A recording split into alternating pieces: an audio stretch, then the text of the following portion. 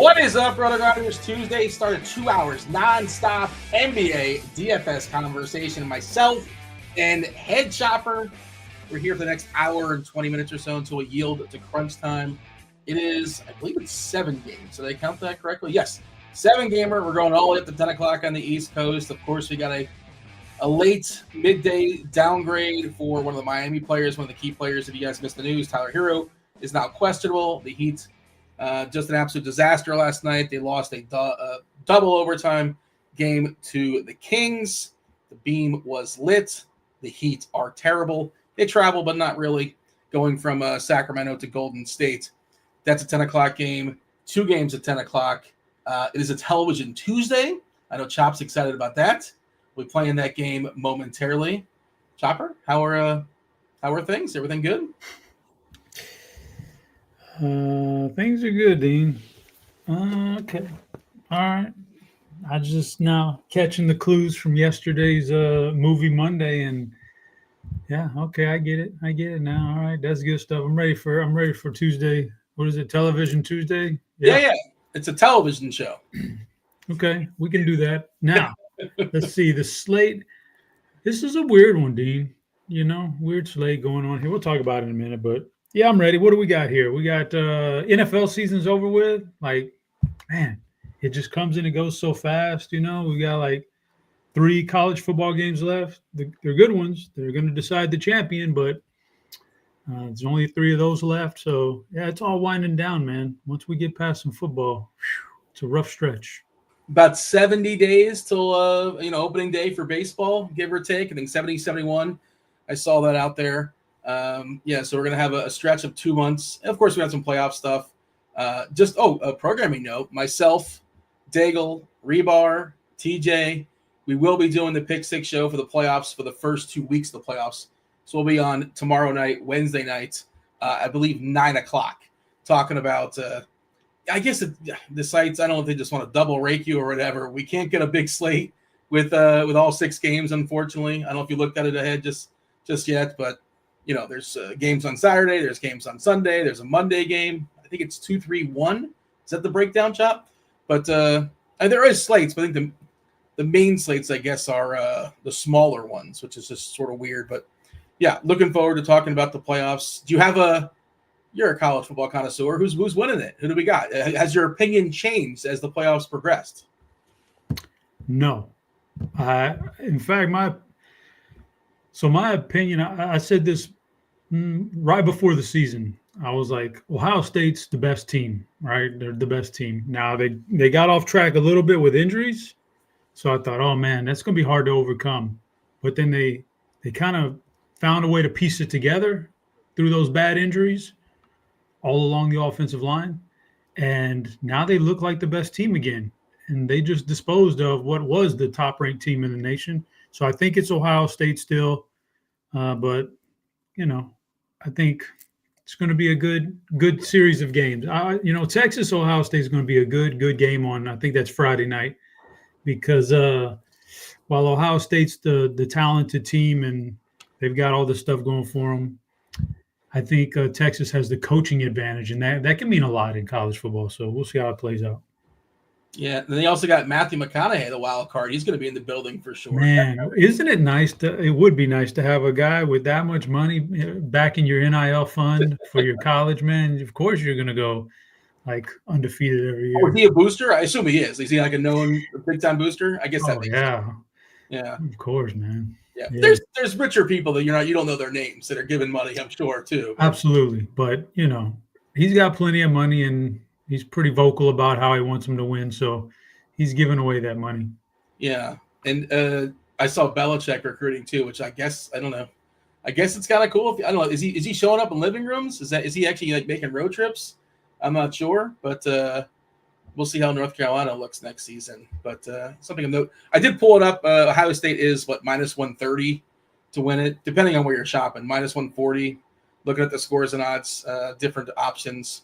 Yeah, I guess minus 130 is the best you're going to get. Texas, you can get plus 475. So, yeah, Notre Dame's plus 450, and Penn State, I guess, is the longest shot at plus 550, 6 to 1, depending on where you were looking. Those games are Thursday, Friday, I believe. But This is DFS Chop, which means we care about tonight only. We should throw it out there. We kind of mentioned it's Television Tuesday. Let's drop the first clue for the people. We'll drop 5 clues as the show progresses, 1 every 10 minutes or so, give or take. You give your answers in the Discord channel, rotogrinders.com/Discord. Jump in the live stream chat channel. Most of our Discord channels are free. Of course, that's a free one. It'd be silly if it wasn't. That's a free one. 1 guess per clue drop. There's no mass multi-entering. The first clue for Television Tuesday is access. Access is our first clue. And there you go. Get your guesses in. Chop, I know you like to play as well, so feel free to fire off at our little side conversation. Hero is questionable. It's kind of a big one. Again, that's a late add to the injury report. I guess they're the back half of back-to-back, so they're allowed to report late. We'll see how that goes. Plan accordingly. I guess Rozier would probably get the biggest bump. He looks okay as is, so not that you really feel great about Rozier this season, but he would be kind of one of the last guys standing there for Miami as far as ball handlers. Jimmy, of course, is still unavailable, suspended, whatever you want to call it. Taking on the Warriors without Kuminga. Kuminga going to be out for a bit. No Podziemski. No Gary Payton. Let's see. Doubleheader tonight on TNT. Boston, Denver. That should be a fun one. Midday downgrade. Kind of a bummer for Derek White. Was not at practice. Makes sense. He's ill. I believe it's a homecoming game as well. I think he's either I think he went to Colorado, right, Chop? You know this. Who? Derek White. Derek White, Boston guard. I don't even remember. I don't remember Derek White. Was he not like a prominent college basketball player? I don't think so, man. Yeah, this is not my wheelhouse. But he's questionable.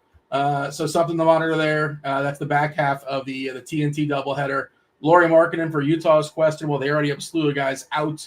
Clarkson's going to be out for a long time. Collins, Keontae George, they're banged up. Sensabaugh also questionable.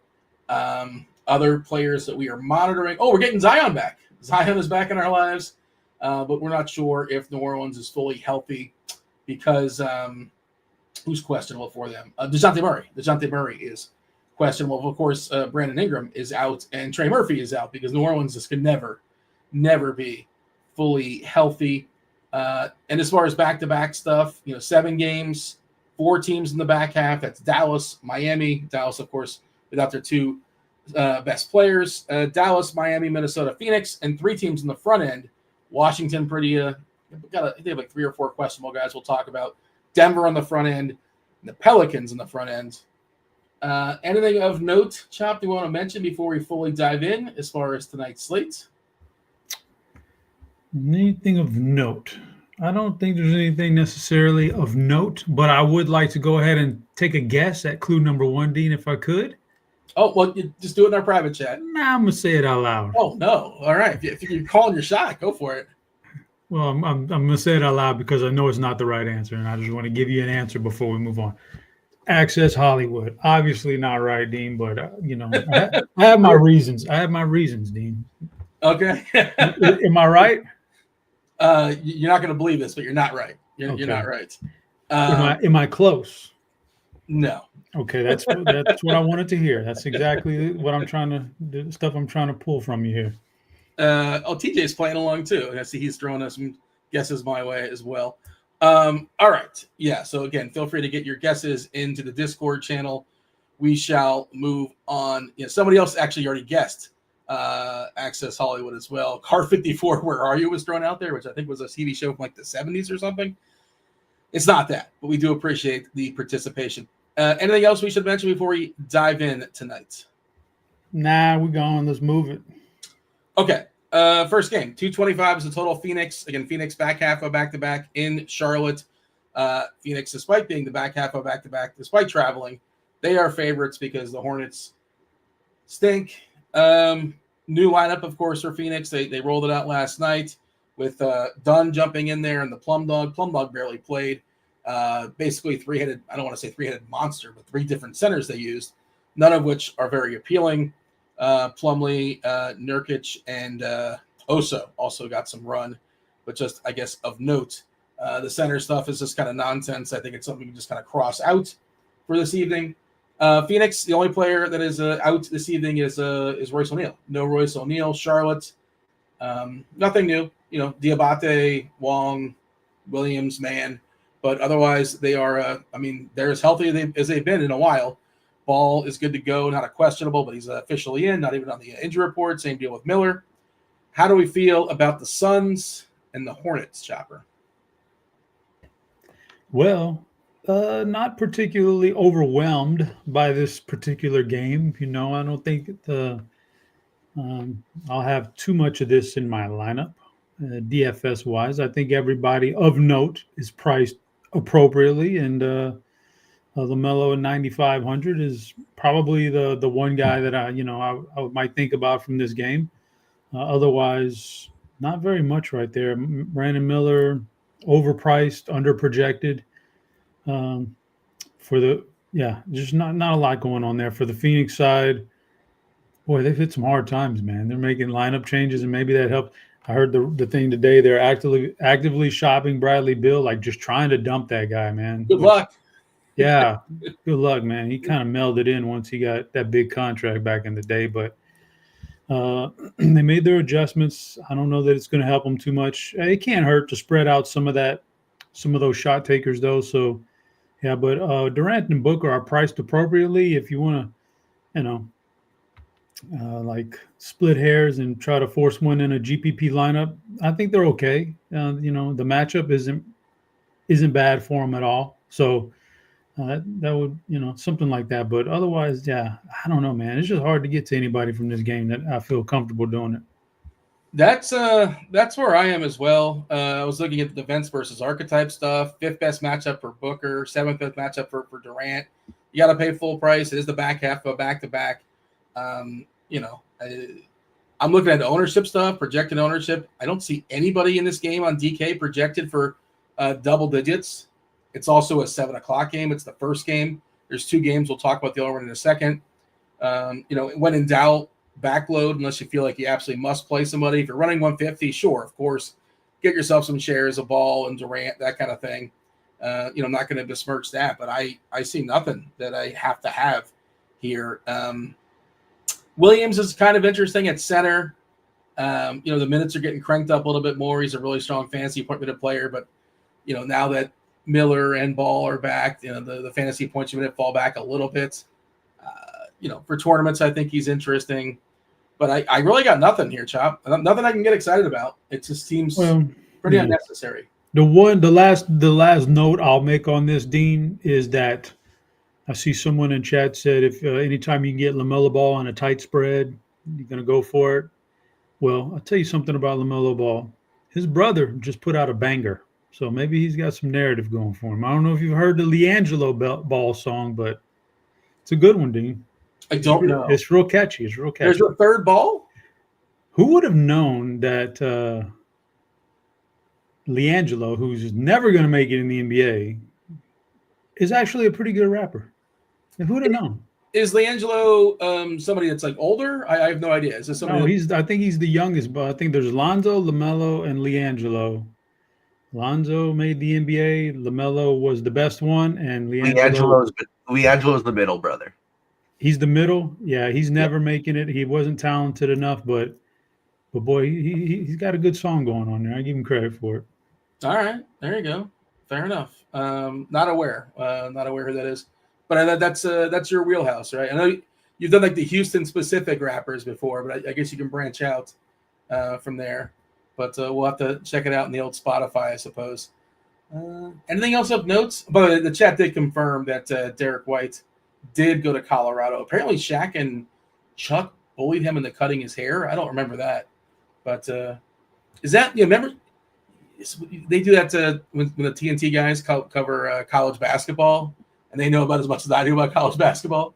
It's always kind of silly, but I guess it doesn't really matter, I suppose. All right.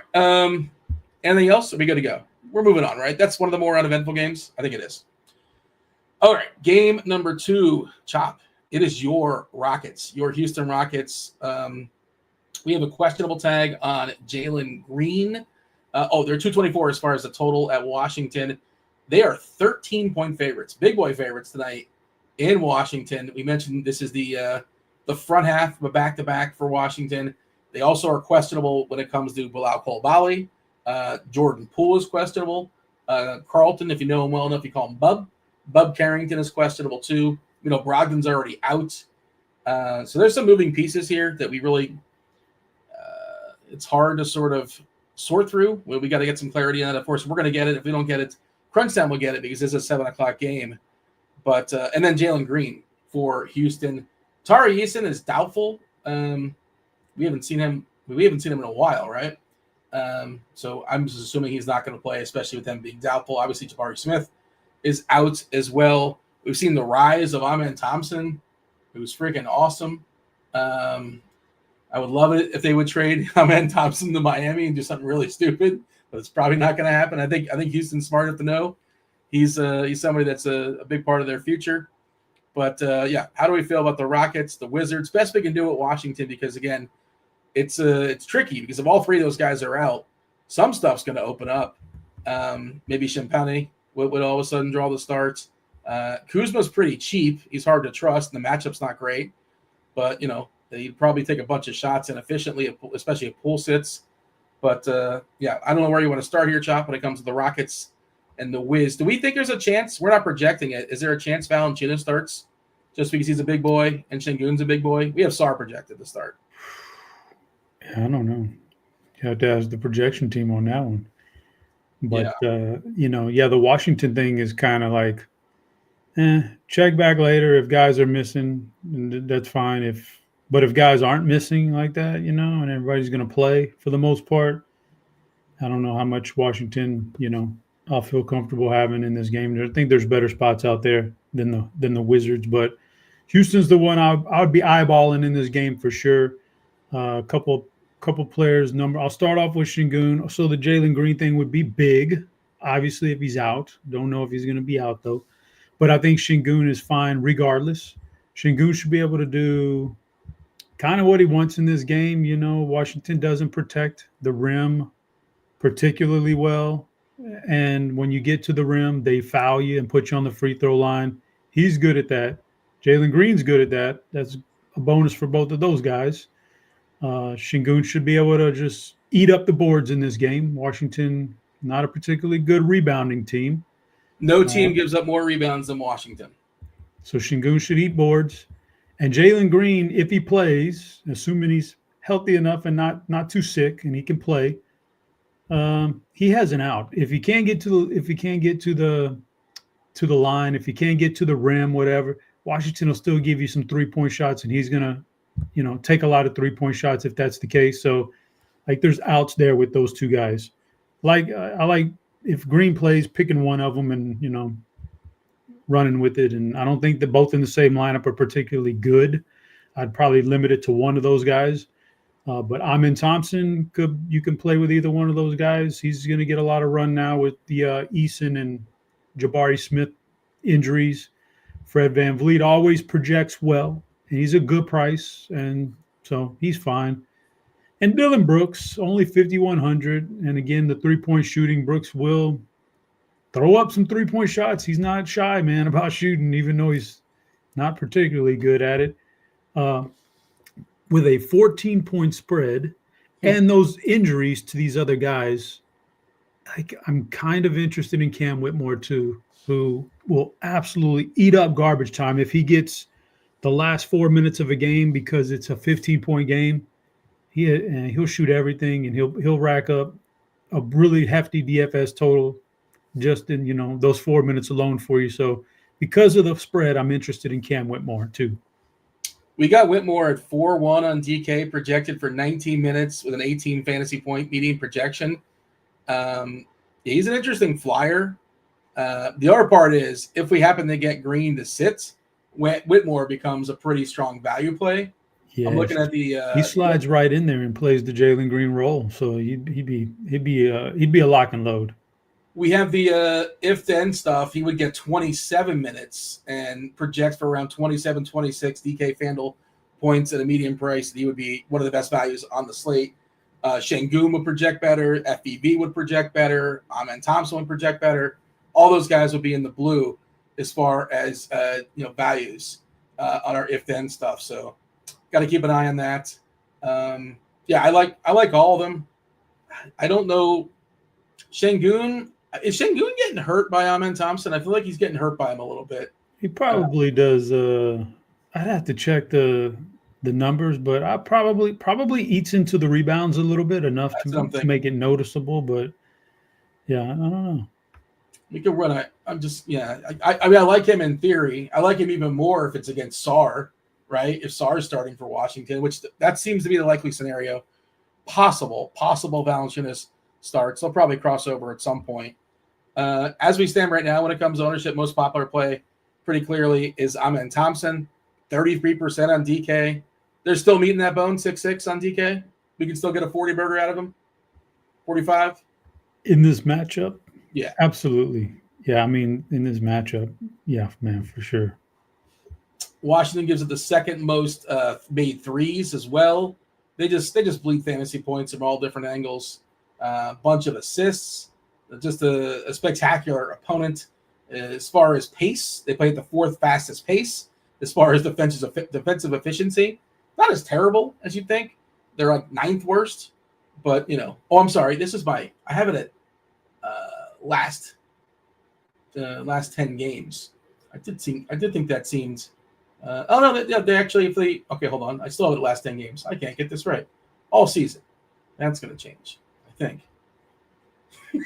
Bear with me, Chop. I don't know how to work the internet. I can't quite figure this out. I guess I got to hit the refresh button.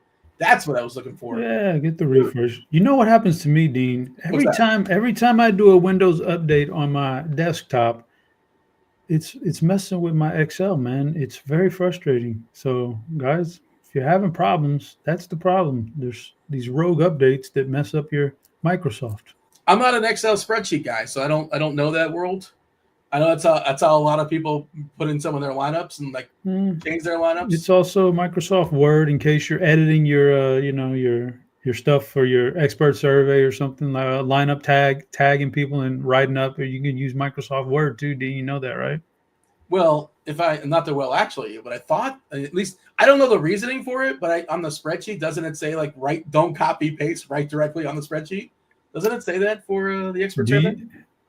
You're not supposed to copy paste within the.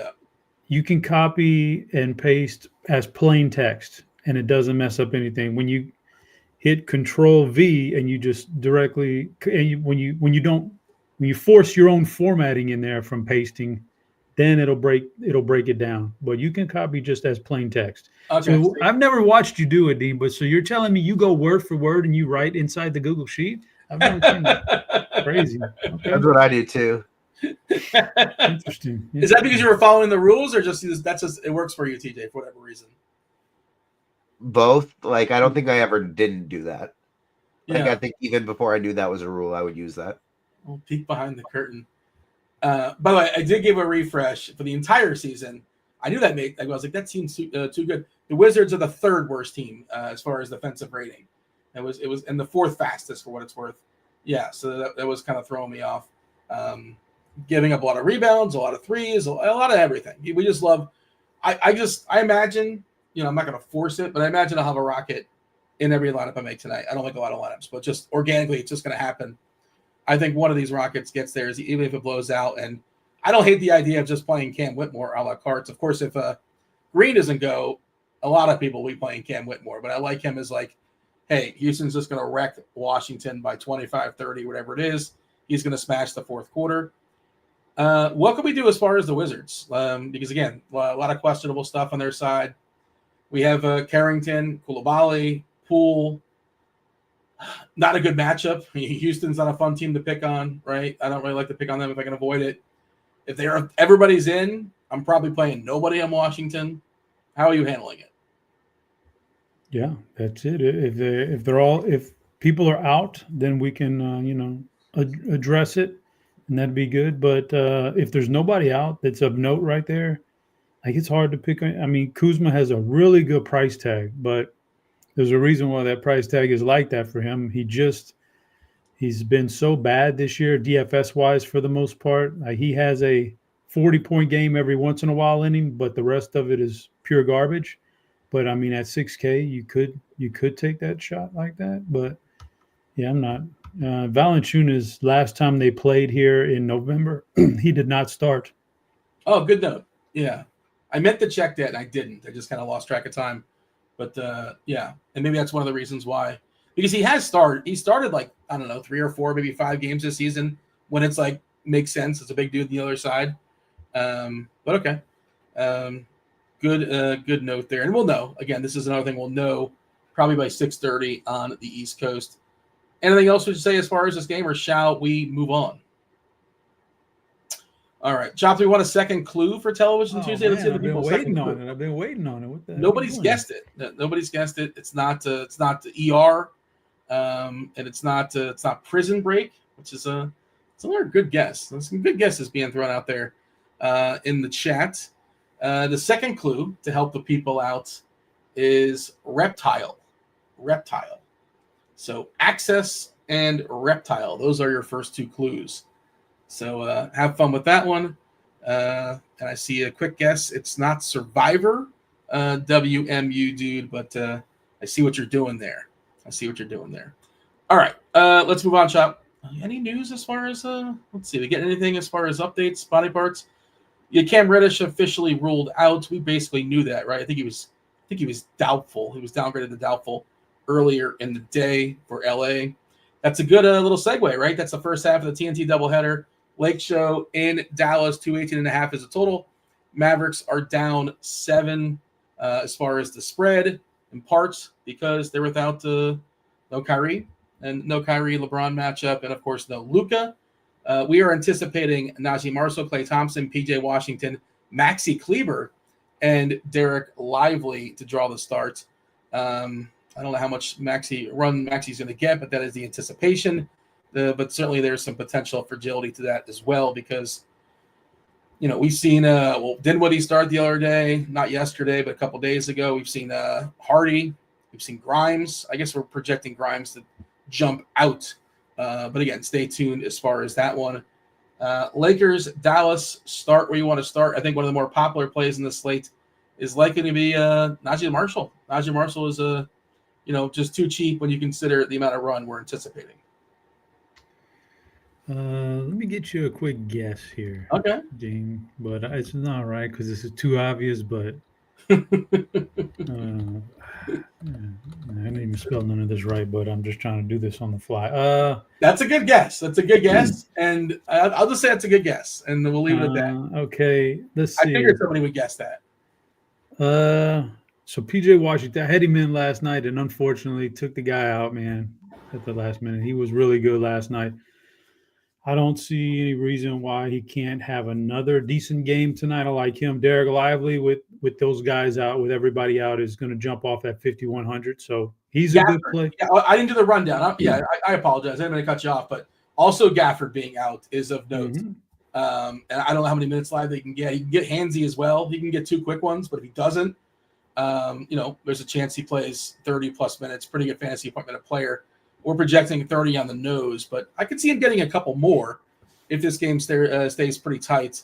We're giving 25 to Kleber for what it's worth, and we're, again, projecting him to start. I didn't give the full rundown as far as the body parts yet. Reddish officially out, Gabe Vincent in. Everything else of notes has already been mentioned. The 2 big stars for Dallas is the big deal, but continue, please. Yeah. Lively going to project really well at 5,100, and he deserves to, especially in this matchup, which should keep him on the court and keep him pretty active against Unibrow. You kind of look for the slight little edges if you can find them, and I think this is a pretty good one for him. Najee Marshall's a fine play.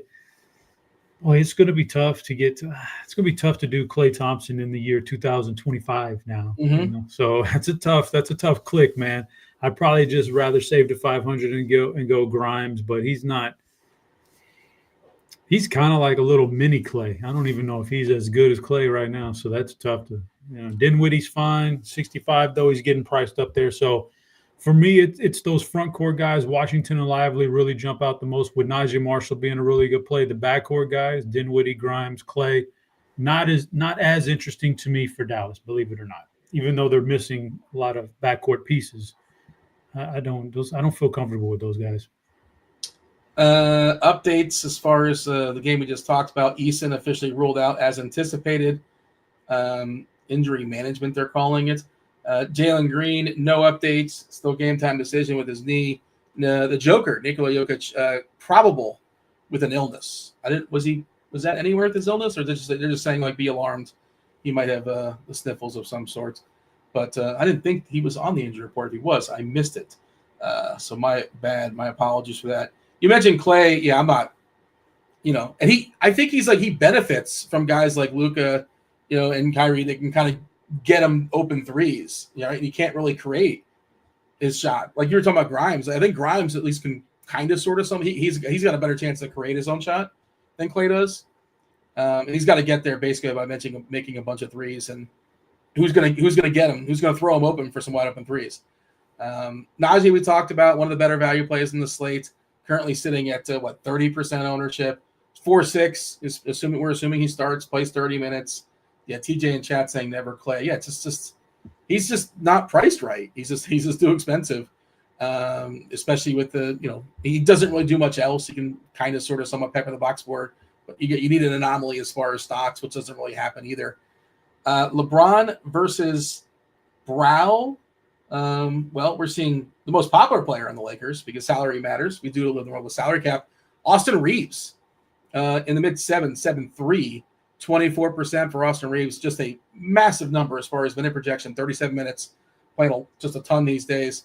11% for Davis and 8% for LeBron.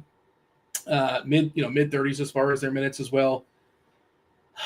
DFS is now here, but can't get excited about him. He's the classic 3 and D, right? Unless he gets going from stocks and is like crazy efficient from 3. He's like 3 for 4 or 4 for 5 and gets 4 stocks, but like that's unlikely to happen.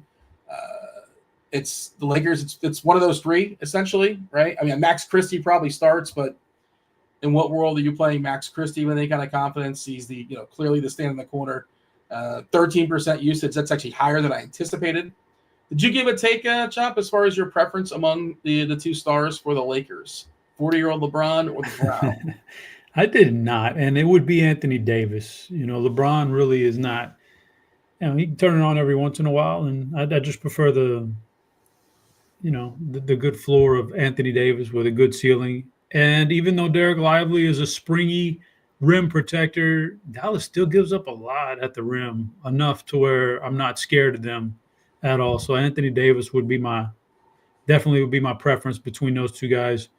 I'd rather roster Austin Reeves for that price tag than LeBron James tonight anyway. So it's kind of where I'm at with the Lakers. Anything else you want to stress? Anything else you want to note? How much do we like Lively as far as the centers? He looks pretty good to me. Yeah, I mean 5,100 with the bodies down for Dallas. It's gonna be hard to. Honestly, I haven't built the lineup yet, but it's gonna be hard to get away from that. 51 is a good price tag for a guy who can do a lot of different things on the stat sheet to help you out, man. So it's gonna be tough to get away from that. Yeah, good stocks guy. He probably. I didn't run the stuff either, but like you kind of like him running with Luka or running with Kyrie, guys that can run pick and roll stuff pretty cleanly, because he can just be on the back end of that, but he can also get putbacks in there. But the minutes is what we're anticipating, assuming nothing goofy, assuming no foul trouble, blowout, yada, yada. We're looking at about 30 minutes or so because they're pretty thin, and the Lakers are pretty big, especially with Gafford being out. So, yeah, I like Lively a good bit. One of my favorite plays. Lively, Marshall, one of the Lakers studs. I think that's a good little start for a lineup. Anything else we should note here, or shall we move on? So, somebody won. We have a winner. No, don't tell me. I won't tell. We'll play it out. We'll play it out. But somebody got it in 2. Well, so, I mean, I would take a guess right now, but I'm going to wait on the 3rd clue. I actually think I'm on to something here, but I'm going to wait for the 3rd clue. Yeah. Drop it. I don't like. Yeah, the 3rd clue for Television Tuesday is fish. So access, reptile, and fish. Man, that's really impressive. They get that in 2. So shout out to Philly Laker, who I believe was won it before. So there you go. Don't you don't want to know the answer? Don't go to the Discord, but you can still kind of play along and get some reps in. But that's really impressive and then nicely done. But Chop, yeah, feel free to guess in our StreamYard as well. Otherwise, we shall move on. That's a 7:30 game, by the way, the only 7:30 game. Now let's talk about the 8 o'clock games. Minnesota, New Orleans. Minnesota playing the back half, go back-to-back. They're in New Orleans. 225 and 222.5 is the total. New Orleans is a 4.5 point dog here. Going to get a little technical. We do have. This is the season debut of Zion, right? This is a Zion. I don't think we've seen him all season long outside of like the Mountain Dew. Are they still running the Mountain Dew commercials? He hasn't played this season, right? I don't think he has. Yeah, he has. Has he? Oh yeah, you know what? I guess he has. I just forgot. It wasn't terribly eventful. We'll see. On the trade block, right? I don't know, man. Here's New Orleans is interesting for like they're never real life basketball purposes. They should just blow up all these veterans at the trade deadline, get as much draft capital as they can, or a young player, try to snag a good young player that's not quite, out there yet that people don't know is going to be really good, and tank it and cross your fingers, hope for like the top three picks in the draft are probably going to be really good players. I mean, Cooper Flagg is going to be really good, but the Dylan Harper kid from Rutgers is going to be, try to get one of those guys and then keep Zion and hope he can get healthy. And maybe you can do a real quick rebuild with that. But I think they're interesting. They got a lot of veteran pieces. They should really be moving off at the deadline. That could get interesting. Well, they're well positioned. They're 7-29. So they're you know how it works now. 14% a chance to get first if you're in the bottom three. They're right there with Washington and Charlotte. Toronto right on their tail. Utah not far behind. It's a race for those 5 right now. But Washington, New Orleans, and Charlotte are well positioned for that 1. They have some good pieces. They're just never healthy. Pretty fun team when they are. Ingram, of course, is out. Another guy that's been a part of trade rumors for years, it seems like. Trey Murphy is out. DeJounte Murray is questionable. We're getting Zion tonight. As far as Minnesota, they're fully healthy. Well, Dillingham's out. Who cares? The thing that's of note for Minnesota is their lineup change, right? Mike Conley went to the bench. Dante DiVincenzo starting. We're assuming that's going to be how it's going to go, at least for the going forward. We'll see how that goes, but they did get the W last night. Back half of a back-to-back travel. We're expecting DiVincenzo, Edwards, who went really smashed the last game. McDaniels, Randall, and Rudy Gobert down to 5-5 on DK. Rudy Gobert, just to, he hasn't been great, but at some point maybe he's tempting when it comes to the price. How do we feel about Minnesota and New Orleans? Do we like DiVincenzo as a cheapie? How do you feel about the game overall? I think it's an all right spot in general. Mentioned all the New Orleans veterans, and now with Zion back and 9K, clearly he's out of play, but he's going to eat into some minutes for some other guys. And so it kind of takes a lot of these guys off the table for me that I don't want to play for New Orleans now. So I'm not interested very much in them, but for the Minnesota side, Anthony Edwards looks like a really solid play tonight. Like he just does. He's going to hoist up a lot of 3-pointers. New Orleans is not good defensively anywhere, basically, especially at the rim. And, you can hit 3-pointers on it. Anthony Edwards is going to jack up a bunch of 3-pointers. I like that. I kind of like Rudy Gobert at this 5-5 price tag. Weird, oddly enough, but they're not going to protect the rim. They just don't. And that's where if Gobert is going to do anything offensively, it's going to be at the rim.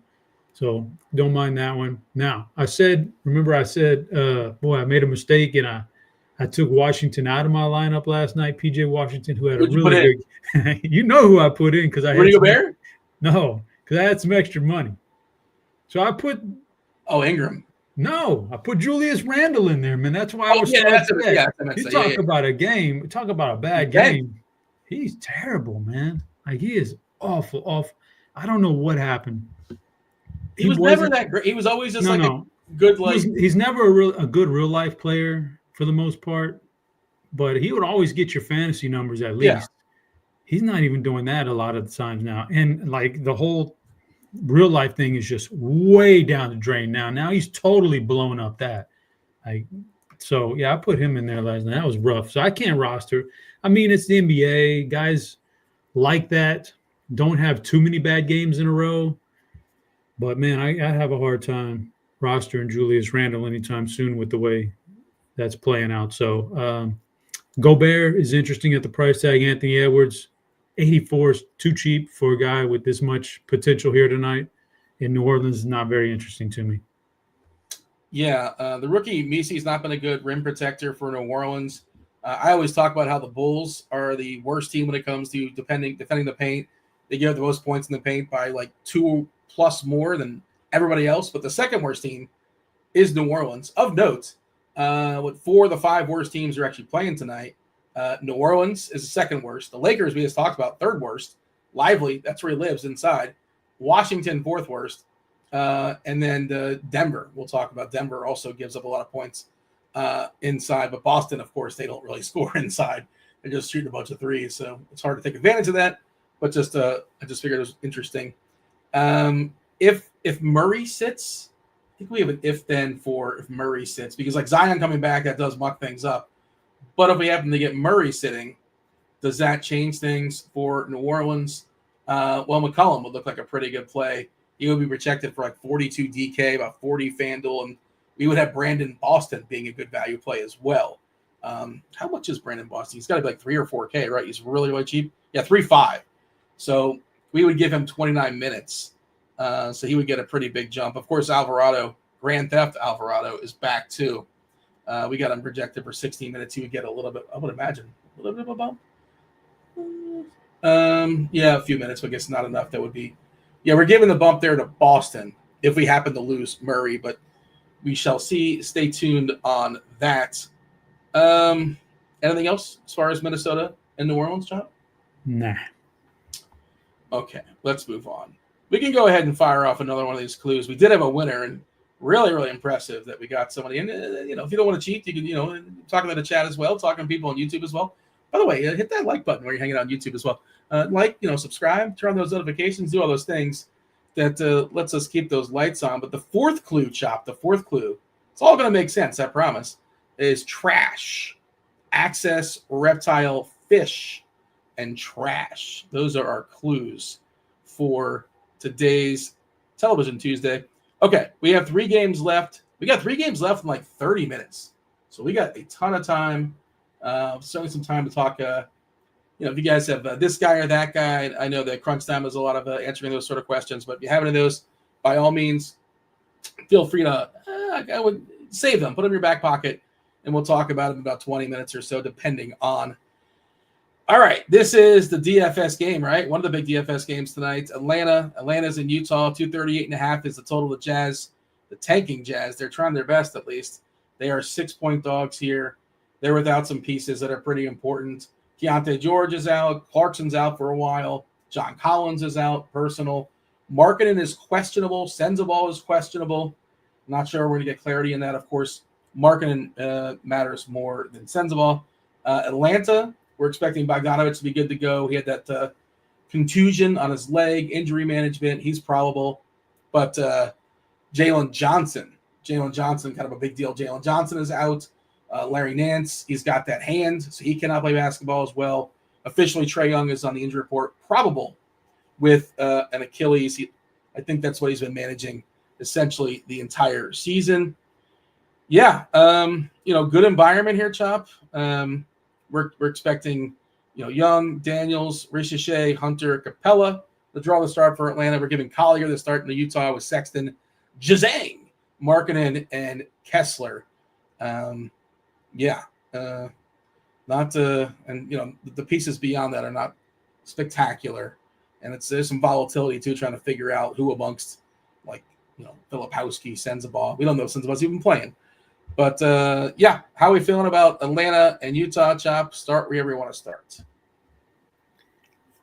Let's start with Utah because, first of all, this is maybe the best game on the slate for DFS. If you're stacking something and you want to do that, I like it. I like this game in general. So stack the heck out of it if you want to. I think there's a potential there. If guys are hitting their shots from the outside, You're going to get some big scores for Utah. Well, we're going to get a very chalky Colin Sexton for obvious reasons, and that's fine. So there's one piece. I really like Lauri Markkanen here. Like Lauri Markkanen because is he playing? We assume he's playing. I guess obviously you only like if he plays, but you think he plays? Or assuming he plays? Yeah. Well, I would like if he doesn't play, obviously. Yeah. But if he plays, he's gonna be. I think he'll be fine because his game tonight shouldn't be like a whole lot of cutting to the basket and drive. We know what Atlanta does on defense. We've said it all year. They're going to give you a lot of open 3-point looks, and he can hit them. And so I can see him standing out there at the 3-point line and just draining them all day long. So like Lauri Markkanen in that situation. Sexton, Kessler's okay. He's going to project well for a decent price. And then some of those other, salary saver pieces, I probably won't go. Isaiah Collier, Bryce Sensabaugh, no thank you, no thank you. But if Markkanen plays, I like that one, and pair him with Sexton, and then run it back with a couple of Atlanta guys because although Atlanta's really bad at defending the 3-point shot, Utah's not much better. They're one of the worst teams in the league too at giving up that outside look. So Trae Young's going to get a lot of shots. These are just the type of games and the type of players. You always say in GPPs, in cash games, I don't want jump shooters. I don't want to take the chance on jump shooters in cash games for obvious reasons. They could go cold or they got to make their outside shots. But in GPPs, jump shooters are the best, man, because if they get hot, nobody plays them and they carry you. So Trae Young's going to take a lot of shots. Don't mind that. The one I'm really interested in for the ownership and for the price is DeAndre Hunter, who's going to take not quite as many as Trae Young, but he's going to take the second most 3-point shots on this team more than likely against a defense that's going to give him up. And he's been hot lately. He's been playing really well lately. He's kind of found his groove. Like me some DeAndre Hunter. So I like that. If you can find that 4-man stack in there with Young, Hunter, Markkanen, Sexton, could be a GPP winner. I like those guys. So it's hard to predict steals. It's hard to predict blocks.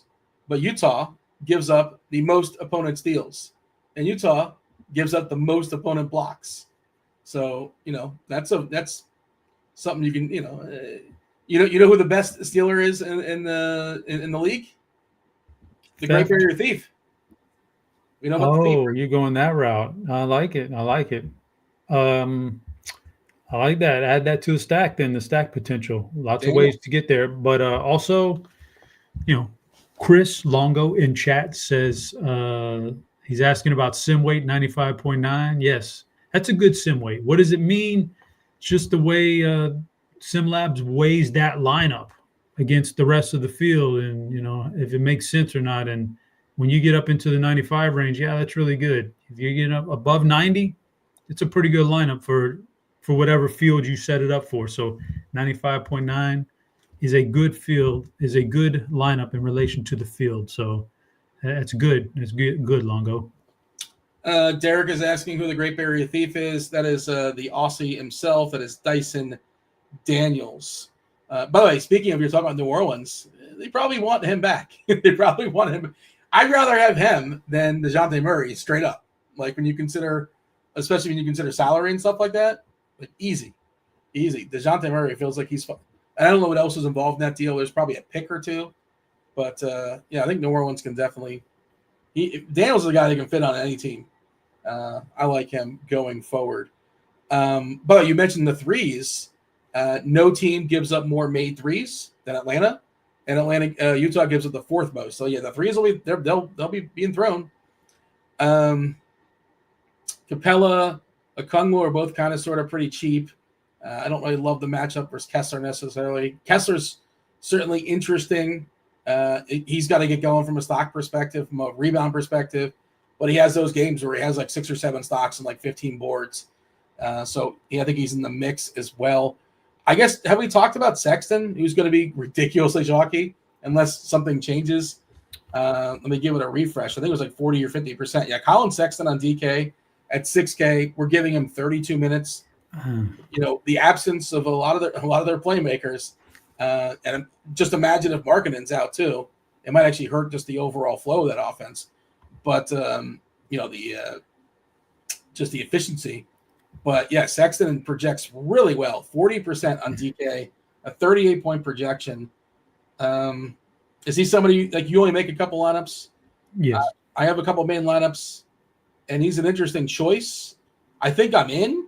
Oh, I'm in. Yeah. Yeah, but like there's the NBA, there's good chalk, and there's more good chalk than bad chalk in the NBA. I think this is good chalk in terms of so the price tag is only 6K. 6K is very cheap on, like, this is like saying, what is there, eight spots on DraftKings? I could draft 8 Colin Sextons and still have money left over. Like, it's not a bad deal.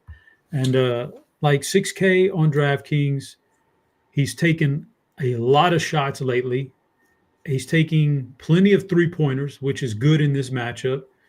Yeah, it's just going to be, and the game environment looks good. Should be competitive.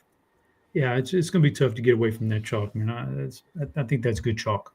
Hammer is telling us in chat that Kessler's girlfriend won Miss Miss America. America, yeah, she did. Yeah, you haven't seen the video? No, I've not seen it. Yeah, he's watching on. Were you watching the show? You watching? No. I've seen the Walker Kessler video where he's watching on his little phone, like when she gets named Miss America, and he's like, "Oh, I can't believe it! Did that just happen?"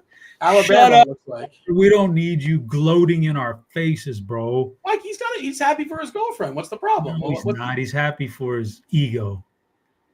That's such a terrible way to look at it, Chop. He's just why can't he be happy for his girlfriend? Like, he's happy for his ego. It's terrible for him long term. She's going to dump him now. I mean, she need a 7 foot. Now she's going to get somebody like a Laker or something. Yeah, what she need a 7 foot backup center for? She'll get somebody better now. Yeah, I mean, he's not. If there was a Miss, whatever, I don't know what the equivalent of Miss America is, MVP, I guess. He's not the MVP of the league. But to his credit, for the rest of his life, he'll be able to tell the story. I used to bang Miss America, man. He'll be telling his grandkids, right? Oh, for sure. I'm sure that's the story he'll be telling about. Why can't he say like grandma was Miss America? He can't. They're saying it's just there's no hope. It's not happening. It's over, basically. He's cooked now. Little does he know that just ruined his relationship. Short-term gains, long-term loss is what you're saying. Correct. All right, fair enough. We'll see. We'll circle back on this in 6 months or so.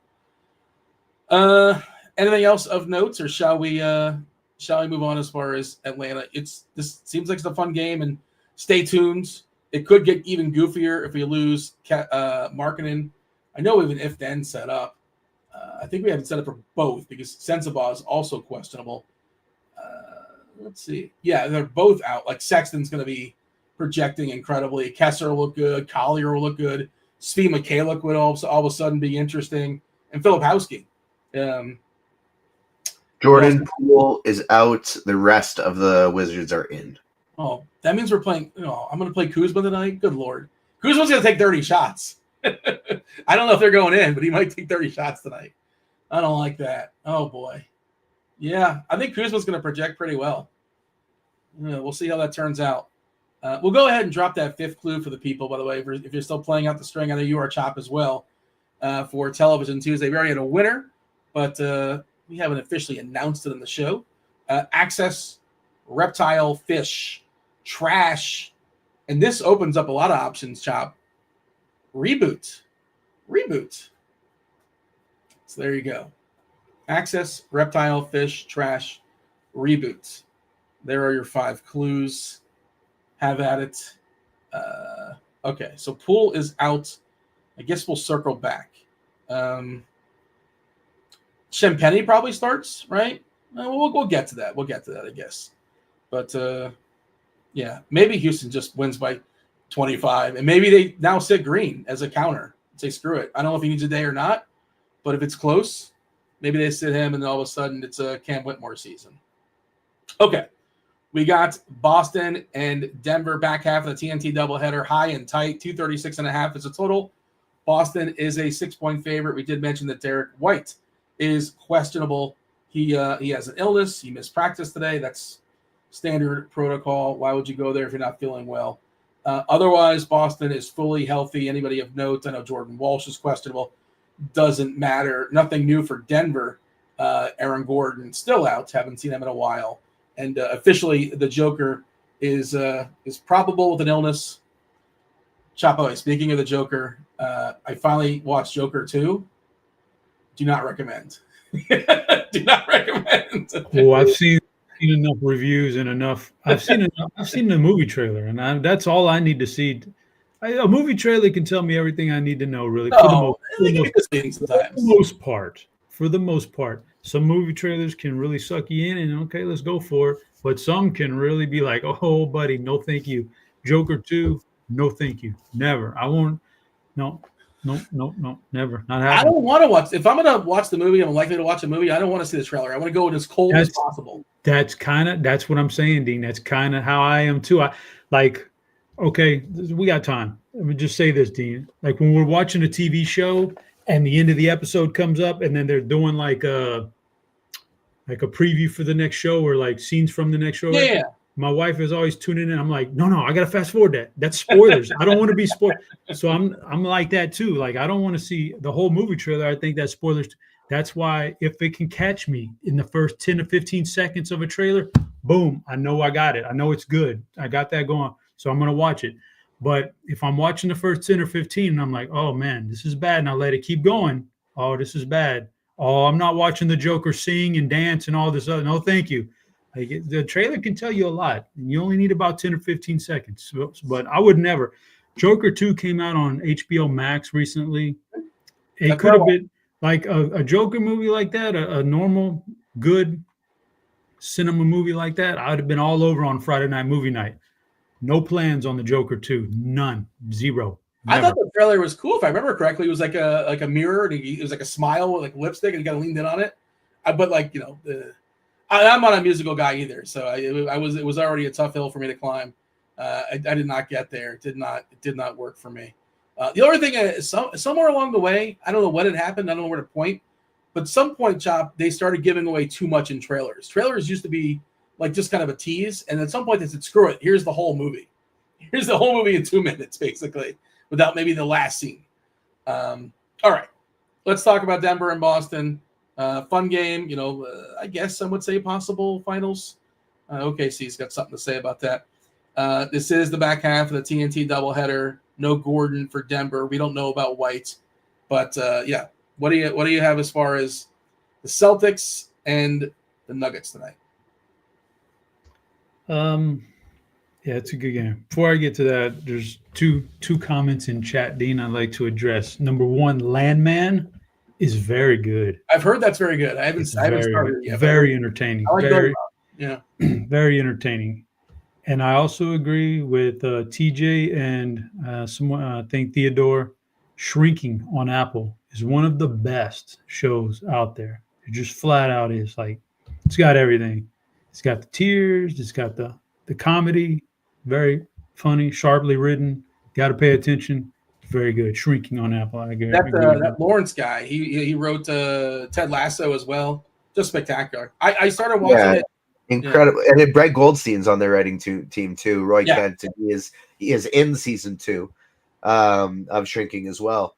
But I want to, is Landman the show that this clip of Jerry Jones going viral? Yes. Who knew Jerry Jones was such a good actor? Damn, he killed it. He's been acting like a GM for a lot of years. Listen, Jerry. Some people would say he's a better actor than a team owner, but not me. I like you, Jerry. You're good people. It's a good show. But I vouch for Shrinking as well. I've been going through an emotional time, and I don't know if it's a good thing or a bad thing to be watching that show because, like you said, it gives you a lot of feels. But it's spectacular. I still have a couple episodes left, but I'm looking forward to finishing that when I get a chance. But really, really good. Really, really good show on the Apple. Yeah. All right. Boston probably targeting Jason Tatum the most from this game. Just first of all, it feels like a pretty good game in general, pretty good game environment. I don't know that, like, as good as Boston is when they're healthy, I just don't know that they're going to go in there. Denver has not been great this year, but I don't think they're going to go in there and just blow them out. Not in Mile High, the altitude and everything. So maybe we get a competitive game. which keeps Tatum and those guys on the court longer. I just think it matches up well for Tatum. He's just a matchup nightmare in general, but especially with this particular iteration of the Denver team, I don't think they have anybody who's going to be able to guard him. So Jaylen Brown's a close second, but I like Tatum here in this game. And, whatever. Porzingis is pretty cheap. He's under 7K. That's pretty good value for that kind of upside. Is he going to play 4 quarters? Because he leaves like every third game, it seems like. Well, I mean, I don't know, but I'm just going by the numbers here, Dean. I know. I don't know. You can't project him not to finish the game, but any sort of pump he takes or ball, put him in ice, bubble wrap. Yeah, okay. I get it. But I'm just looking at the price tag. Oh, I hear you. They get a guy with that ceiling and he's under 7K. A lot of times I will gravitate to that even, and he falls off like that because of the recent bad game log, but obviously in the NBA, those guys don't do that for a long time. And that's when you jump on them. So you got that going for him. Down there on the Denver side, man, it's tough to get away from Jokic, man. Like, he's been awesome this year. He's putting up GPP performances every other game, it feels like. His game shouldn't – there's no way Denver blows out Boston, right? So the only thing that would keep him out of there is Boston blowing out Denver. And like I said, I don't think that happens. So a full run from Jokic, I just think he's the play on that side. Other than that, you kind of just like, they're just guys who I'm throwing in there. I would throw in Murray. I wouldn't be scared of that one. I would throw in Westbrook, who's playing pretty decent lately. Fantasy-wise. Yeah, well, it's always been fantasy-wise, right? Like, more so of late. Yeah, I think he once upon a time helped the team. You think so? I mean, maybe when he was really, really younger in his career. OKC. When he had Durant and Harden on the same team, he kind of fell in line.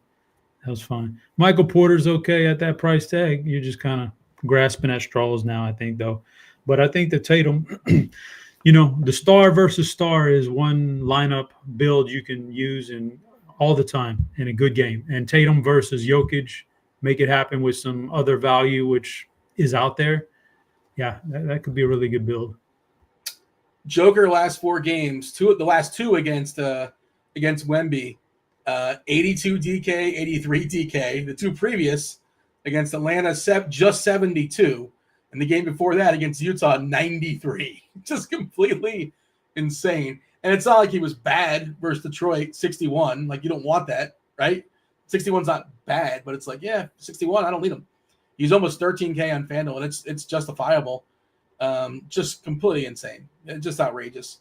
Their defense is more vulnerable. The absence of not signing KCP. Gordon certainly helps their defense out, too. Of course, he's still gone. I was looking at the defense versus archetype stuff as we get a bigger sample. Derek White, if he plays, and it's always tricky because, like, is he going to be limited, right? You never really know when it comes to sickness, illness. But that is the best defense versus archetype matchup on the board, number 1. Pritchard as well for combo guards. Joker, versatile bigs, Chop. Versatile bigs. We're going to call Joker a versatile big, which he's definitely versatile, definitely big. Number one matchup this year is Boston for versatile bigs. It makes sense looking at the way they're constructed and what they give up on defense. Those align with other stats, so I tend to believe that. Derek wants to know different positions. I guess this is for utility. Zinger, Porzingis, or Westbrook on DK. Who do you prefer?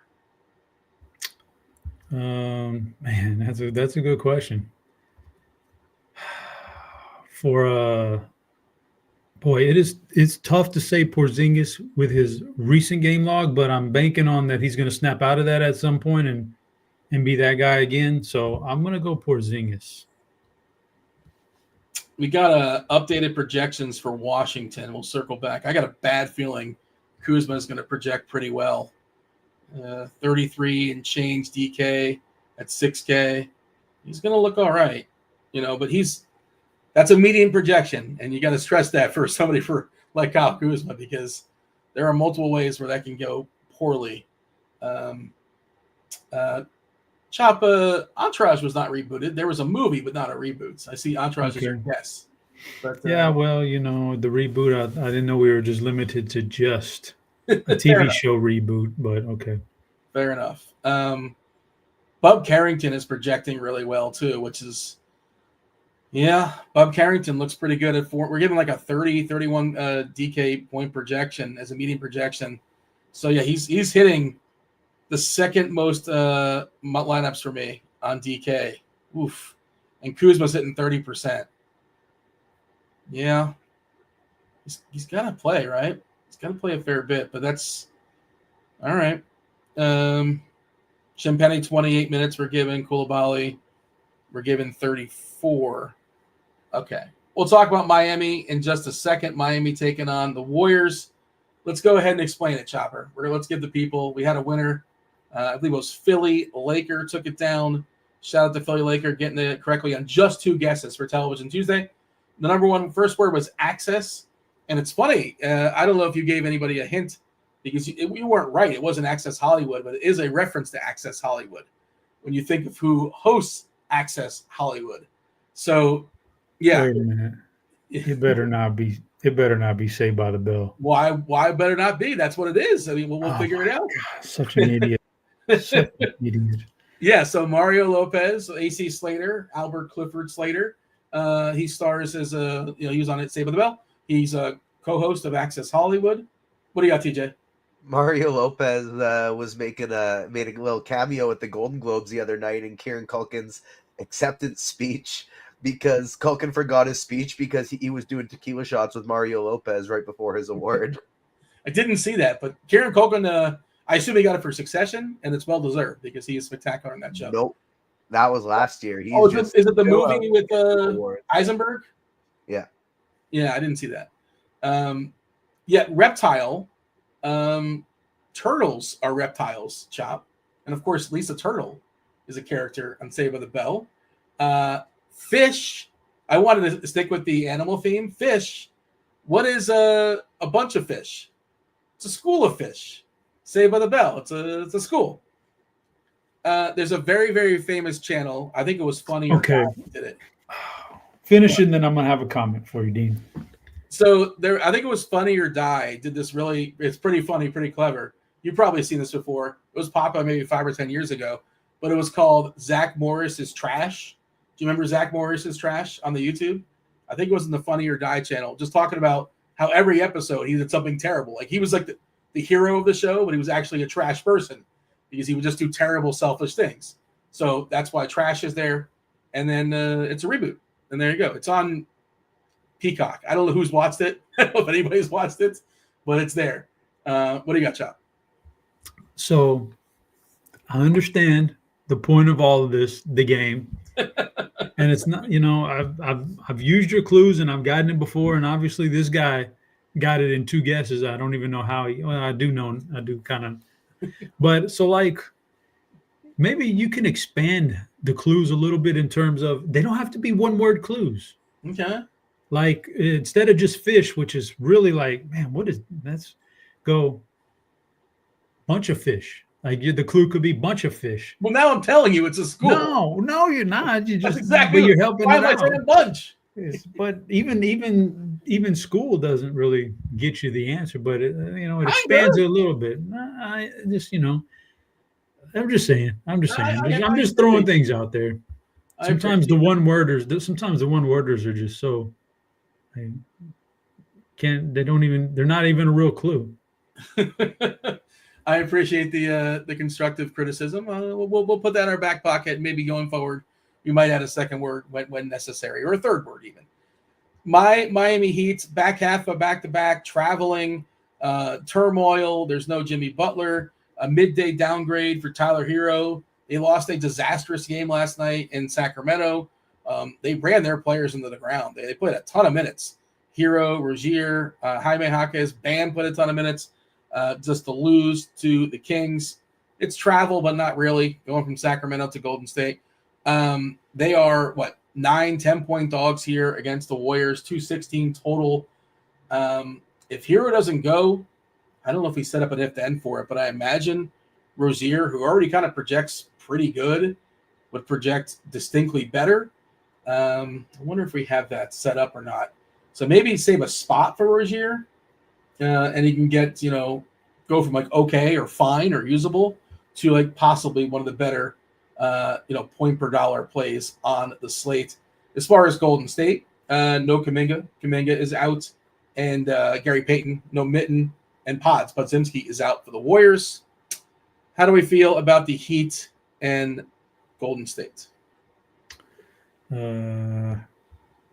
Let's see here. Heat and Golden State. People are making fun of your clues in chat. I can't get enough of it. Well, look again. People want to spoon fed. Somebody, they're designed for at least for one person to get it, and one person got it really quickly. Yeah. Okay. I'm just saying what the chat. Don't jump on me, bro. I'm saying what the chat's saying. I appreciate all the thought on it. I'm not being defensive. Let's see. Steph Curry, 8,700. Yeah, man, the blowout factor here is real. You got to watch out for that one.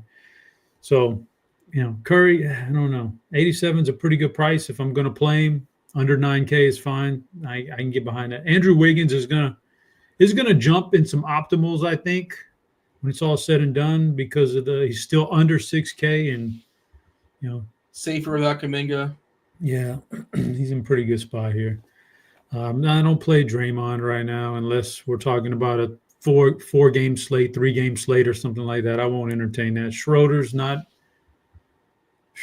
been good with his new team, fantasy-wise. Except for that coming. I did not understand that trade, but yeah. Well, not the trade, but I'm just from DFS perspective. I at least thought, man, when Steph is out and when some of these other guys are out, at least, Schroeder's going to be awesome. And he was bad for the most part during all that stretch, except for maybe a 2-game little snippet. But so maybe Wiggins is probably the better play from that side of it, even though I don't even love that play, but he's okay. On the flip side there, Miami, if they keep this thing close and we're good, I like Bam. I like Bam tonight. I think that's one of Golden State's weaknesses is what Bam does good, which is kind of get around the paint area and throw up those little floaters and those little hooks and things like that. I think he can have some success against his defense. So I do like Bam, and he'll rebound against these guys. Trace Jackson Davis is not a defensive juggernaut out there. He'll be asked to distribute the ball more if Hero sits out. Yes, I don't know if we're gonna get a full on Bam, but he could definitely his assists would probably go up. What do they call it? It's not a 5x5 because he ain't gonna get all 5 categories, but maybe a 4x5, something like that. He could do something like that.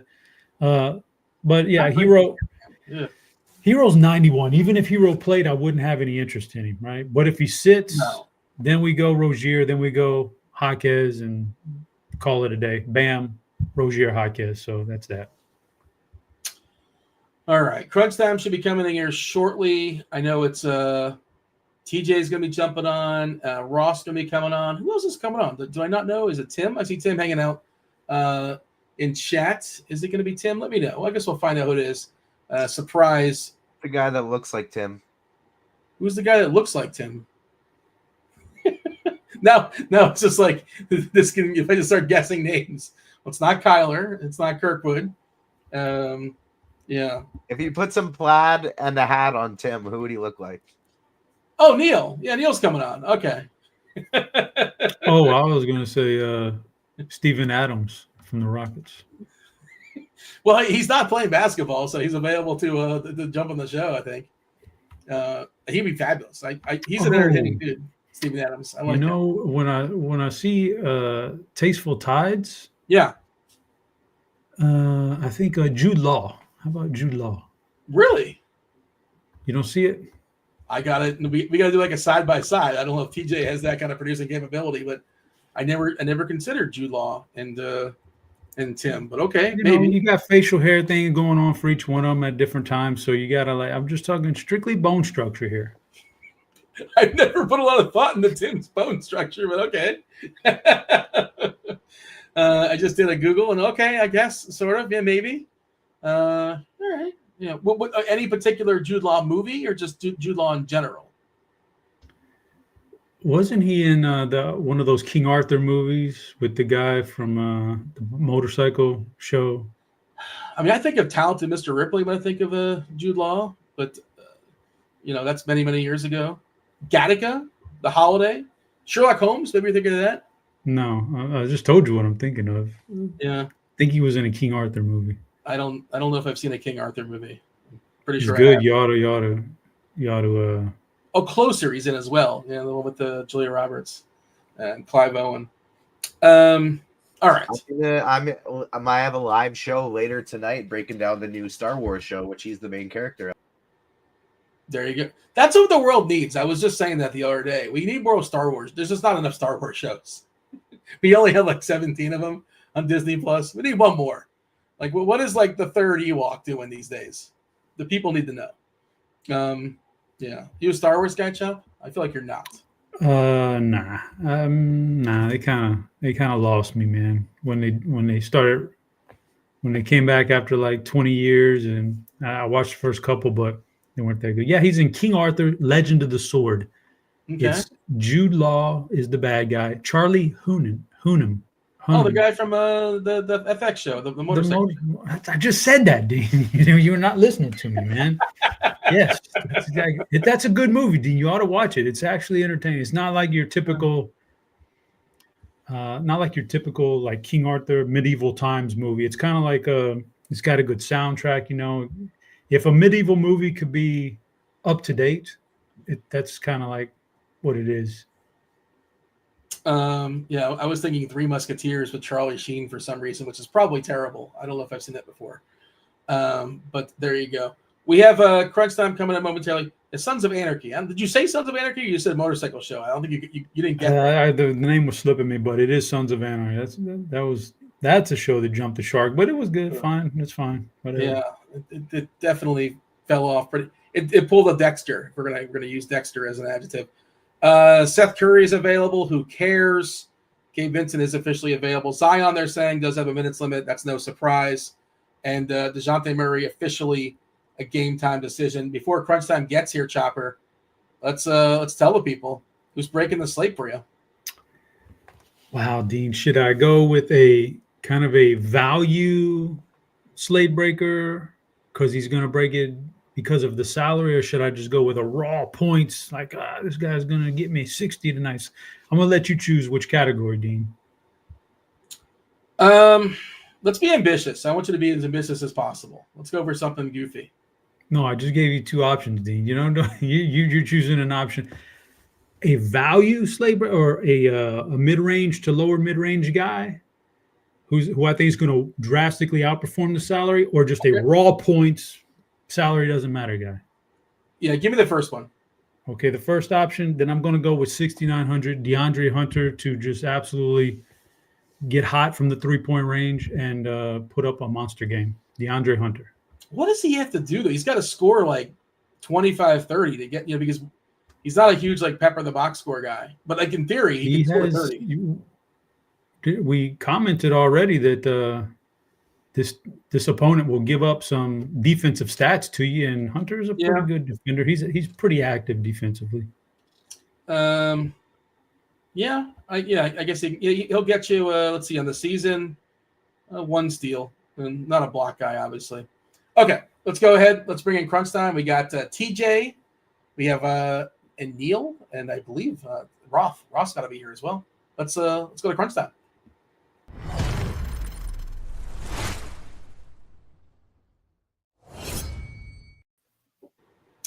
Kevin Roth, Neil, TJ, what's going on, Roth? How are things? He's good.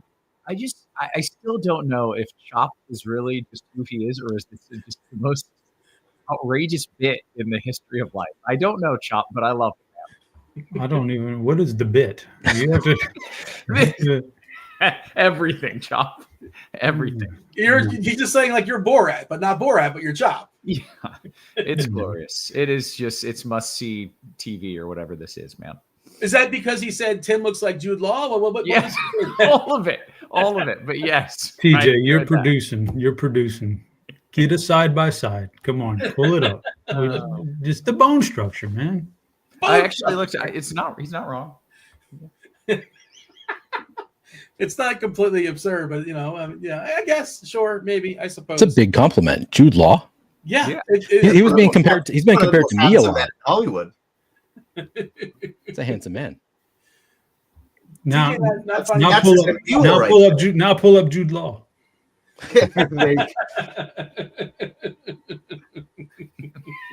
There you go. All right. I can see it more now. I'm being persuaded, I suppose. But and yeah, I think Tim's hanging out in chat. I wouldn't think Tim's saying, "How dare you, Roth?" Because I think Tim's offended that you don't think that they're comps. These are compliments, yeah. Yeah. All right. Everything else all good? Did you get to see today's television Tuesday? You probably didn't jump on soon enough for that. That's okay. No worries. No. We got to play earlier, and you come on like the last 10 minutes or so, and you catch. Did we win anything yesterday? I know you were making some lineups. Anything of note? No. Yeah, it was a bad night. I made a few of the right plays, and then I played a few cheap guys, and those were the wrong plays. But it went all right. Some more news to come, possibly maybe into the slate as well, because Tyler Hero is questionable playing at 10 o'clock. We're probably not going to get that news until later. You're going to want to stay tuned as far as DeJounte Murray. But you guys are going to take care of it as far as crunch time. Myself and Chop, we appreciate y'all watching the first portion. You got 38 minutes. 38 minutes of crunch time. Do hit that like button. Do subscribe. Do turn on those notifications. But do not go away, because Neil and TJ, they got you covered. Roth's going to hold it down. Roth, take it away. Good stuff. Welcome to it, ladies and gents. You know the drill. It is crunch time. Two of the sharpest minds in the biz. I got this comment from Sean who says, Tim looks like Jude Flaw. Oh, no. That is cool. That's pretty good. That's pretty funny. We got TJ in the house. What's up, TJ? How are you? I'm pretty terrible, if I'm being honest. Just working my way through this cold, not sleeping too great, all stuffed up, but happy to be here with my friends talking about sports. Still grinding. You told me yesterday you weren't feeling good, and you worked through it, and you sound and look worse today. Yeah. Oh, no. It's not going up. It's going hasn't got better. down. I'm still on the wrong side of it. My throat doesn't hurt today, which is really nice. Like I had kind of like the knives in the back of the throat feeling yesterday, whereas today it's just congestion. So I don't actually, it's easier to handle today than yesterday, despite being maybe more visibly sick. Okay, fair enough. We appreciate you gutting it out here. Got flu game like Jordan coming in here. We got Neil as well in the house. What up, Neil? How are you? I'm doing well. I'm very happy right now. I mean, NFL, like the grind of the NFL regular season is over, and I love it, to be clear. Like, not really a complaint, but like also the immediate aftermath, the relief that I feel after that's over. Like, because there's that month and a half where I'm doing both NBA and NFL grind, and then they add on the last few weeks of the NFL season. Like, all right, let's throw on some Saturday slates. Let's throw on a Christmas slate. The day after, just like they throw on so many slates, and it's just so much content. And now it's just huge sigh of relief. I can kind of do what I want to do. So pretty relieved 1 a.m. right streams. Yeah. I mean, yeah, I can just do that before the slate starts on Saturday if I want to. Much better now. And it always shocked me seeing that when I started like following all of Neil's own personal YouTube channels and stuff, and I would just be like up late gaming or something like that, and I just see Neil going live now, 1 a.m. Eastern, 1 a.m. Pacific to talk about this game. Like, it was just literally the only time I could do it that day, and I was like, I need to do this. I've basically committed to doing all of the short slates on my own YouTube channel. So it is a struggle, but it's fun. Well, yeah, we're almost through it, guys. What we need to do though is focus in on what we're doing here tonight. We got to lock in. We got to get some winners, hand out some absolute bangers. So let's dive into it. Neil, give me a rundown if there's any massive news that has happened or news that we are waiting to happen. Yeah, I mean, we're waiting on Lauri Markkanen is kind of a big one. Colin Sexton going to look amazing regardless, but it'll look even better if Lauri Markkanen is ultimately out. Actually, let me pull up. Trae Young is he probable? Okay, so we're not really concerned about Trae Young. I think who are the we have a lot of value already on this slate, so not one where we need to necessarily wait around for a lot more to open up. But yeah, we have at least Lauri Markkanen is questionable, but just looking like relative to a lot of the slates that I've done content for recently, we have a lot of good value on this one. So it's kind of a fun slate to play. Very good. That's how I like them. TJ, I'm going to let you lead us off on FanDuel at point guard. What do you like? Yeah, we're still waiting on Jalen Green news, I believe, which should happen within the next like couple minutes too. But that's pretty big for Houston because it's a big matchup against Washington, and we should get that like literally any minute here. We should be getting their starting lineup, and so that'll impact things quite a bit. But we also got Jordan Poole out before, which opens somebody up like Bub Carrington, who is projecting like a very, very strong play today. As I pull up the screen share for FanDuel, here we go. Carrington is, and like Trae Young and Sexton Carrington are going to be three guys you're absolutely playing in a cash game setting today. And Sexton, obviously, you can play at shooting guard, but it's such a good set of point guards today that like anybody who has shooting guard eligibility, I kind of want to be playing them at shooting guard today. Because Young, Carrington, Collier, all projecting for tons of ownership at that point guard position, all cash viable. But I think Young and Carrington would likely be the one that I go with there, leaving out Collier. But for tournaments, I also really like Dyson Daniels today. Dean brought up a great point, how he's leading the league in steal opportunities, and Utah is getting the ball stolen from them more than anybody else in the NBA. So especially on FanDuel, maybe a little extra upside for Dyson Daniels there. Drew Holiday, if Derek White is out, I think looks really good, as does his teammate Peyton Pritchard. And then we are still waiting on this Miami stuff later with Tyler Herro listed as questionable. If he's out, somebody like Terry Rozier, 5K, going to project super well. And he would probably be, if Herro's out, he would be the other shooting guard you'd want to be playing in cash today. So it would look like Young, Carrington, Sexton, and Rozier as your full cash backcourt. Okay, in tournaments, can you play Collier and Sexton together, or is that no? You're picking one of the two. You can for sure, yeah. There's just so like I probably wouldn't set a rule not to do that, but I also kind of feel like you don't really need to, just because there are so many strong options. Yeah. Okay. Good stuff. Neil, anything you want to add there at point guard? At point guard on FanDuel, yeah, I mean Najee Marshall looks awesome. Colin Sexton, both just phenomenal values. Wait, are these? Sorry, I'm not sorted by point guard. Dante DiVincenzo should probably start this game. Mike Conley, who knows if he's going to sit this one on a back-to-back. But regardless, Dante started yesterday, probably starts again today. Fred VanVleet already looks good with several players out for Houston. Dyson Daniels, yeah, I think TJ covered it pretty well. Okay, then take me to shooting guard, Neil. Who are your favorites there? Yeah, on FanDuel, I'm getting to a lot of, again, Colin Sexton, Amin Thompson. Again, the situation pretty nice for Houston players and could get even better if Jalen Green misses the game. Jaime Jaquez, Dante DiVincenzo, Dyson Daniels, Austin Reeves. I'm getting to a good amount. Currently, I have Jalen Green in, and I'm getting to a fair amount of Jalen Green. My guy Ant, of course, Bogdan Bogdanovic, who is also a game time decision, so we'll have to keep an eye on that. But currently, I'm getting to some. Devin Booker, man, I really thought that the starters for Phoenix were going to be much better with the switch to the starting lineup, or I should say the stars that are still in the starting lineup, specifically Booker and Durant. I thought with the changes to the starting lineup, bringing in some really low usage players, they were going to be awesome, and they just were not at all yesterday. But I'm still kind of hopeful that Durant and Booker will look good here. Bilal Coulibaly and nobody else in double digits for me. Okay, TJ, shooting guard. Yeah, a lot of the same guys for me there as well. I'm currently playing this like Jalen Green is out, and now I have to readjust everything because as I am saying that, Jalen Green listed available to play. And so that's okay. It's not a huge change here. It just makes somebody like Cam Whitmore was going to be a big time potential value for us if Jalen Green sat. Now with him in, not so much. So and now like Matt VanVleet, like I was super excited to play him, and now meh. Like he's just fine. He's just fine. Yeah. But like Amen Thompson still projecting really well on both sides even with Jalen Green in there. So that's totally fine to still get to him. Don't mind that whatsoever. Colin Sexton and like I said, Rozier, if that Herro news falls our way, is going to be the cash game pairing. But Jaime Jaquez looks fantastic as well. I'd probably want to play him at small forward. Interestingly enough, chat saying, yeah, Jokic just got downgraded to questionable. He was downgraded to probable like a half hour ago from in to probable, now questionable.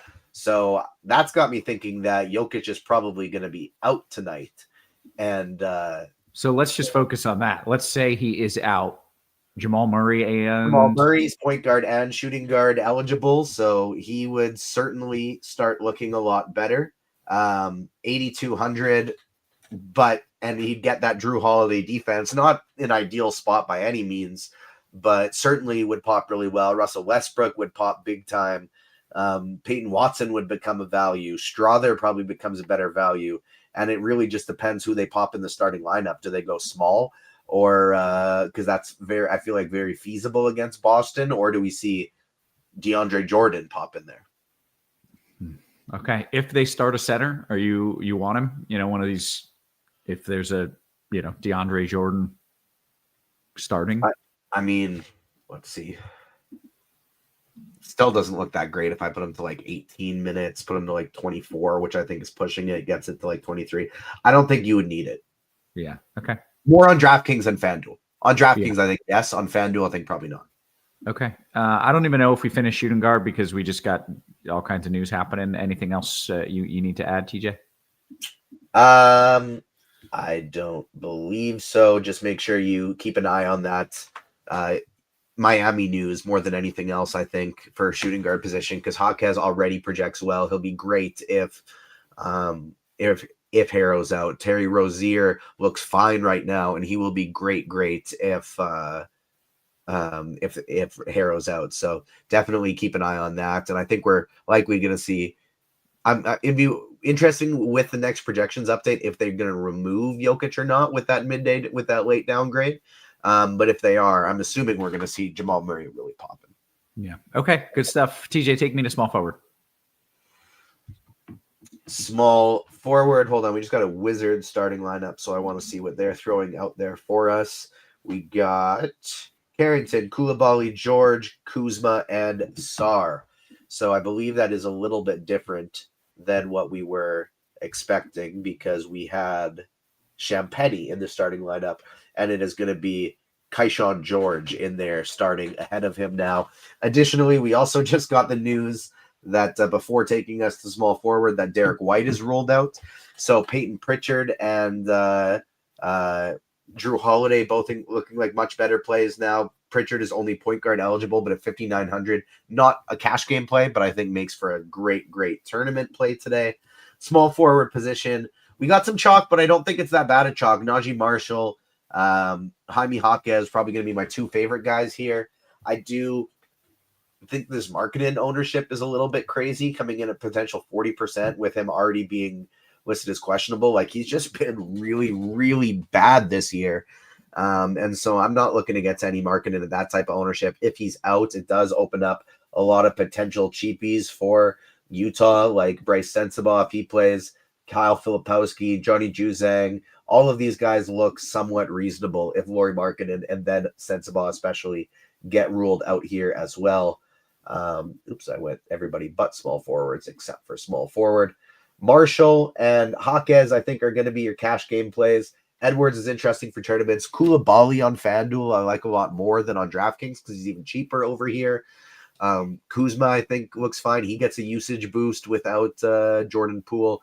And then DeAndre Hunter, I think, is actually going to be my favorite tournament option on the slate going up against the Jazz. Okay, good stuff. Neil, your favorites is small forward, please. Yeah, so Najee Marshall, I'm getting to a ton. Amon Thompson getting to a ton. I think I am playing Lauri Markkanen if he's active. Obviously, that's contingent on him playing, but just because we do have a couple players out, important players for the Jazz out, I think Lauri Markkanen's he's going to project really well at 7,300 if he plays, but obviously that is something that we'll need to keep an eye on. I'm playing some Jaquez. I have LeBron, Austin Reeves, Jason Tatum.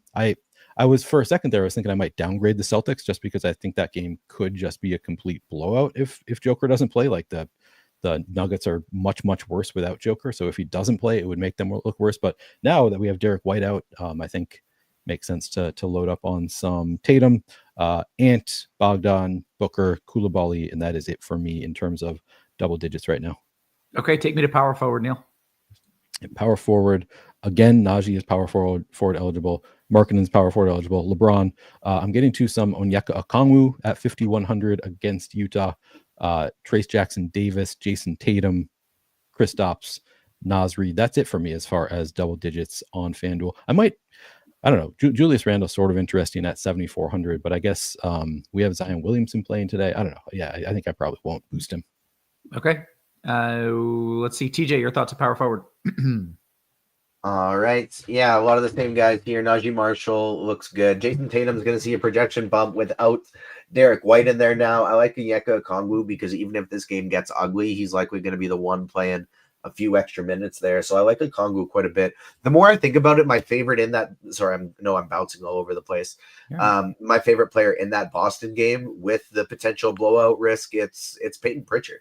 Yeah. Because he's a guy that gets he's not going to play in a full blowout, but he might get an extra couple minutes until because it would just like depending on how the rotations go, he's on the court anyways for the second one as it would be leading towards a blowout. So he probably stays in there a little longer than the starters.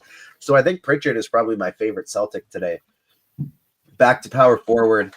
Marshall is the one guy that's like the lock and load play, but outside of that, I think your second power forward play today is very wide open. My favorite option would be Kuzma, PJ Washington. On DraftKings, I prefer Anthony Davis over LeBron, but on FanDuel, I actually prefer LeBron, where he's $2,000 cheaper, as opposed to just like a few $100s cheaper on FanDuel or on DraftKings. Trace Jackson Davis has power forward eligibility on DK or on FanDuel. Sorry, he put up a dud last game, but he's still a very good option, as is Naz Reid at 54. And like I mentioned, DeAndre Hunter, one of my favorite tournament plays. He has power forward eligibility as well. Okay, good stuff. Take me to center. I did see Robert in the chat says, I'm confused. Jokic is listed as probable. He just recently got a downgrade to questionable from starting off fine to downgrade to probable to downgrade to questionable. The trend is not our friend, so we'll see what happens. Especially with it being like an illness. Like it's, I think it's one of those things that like they thought this morning, oh, he'll probably be fine. And then it's just kind of getting worse. One of those things.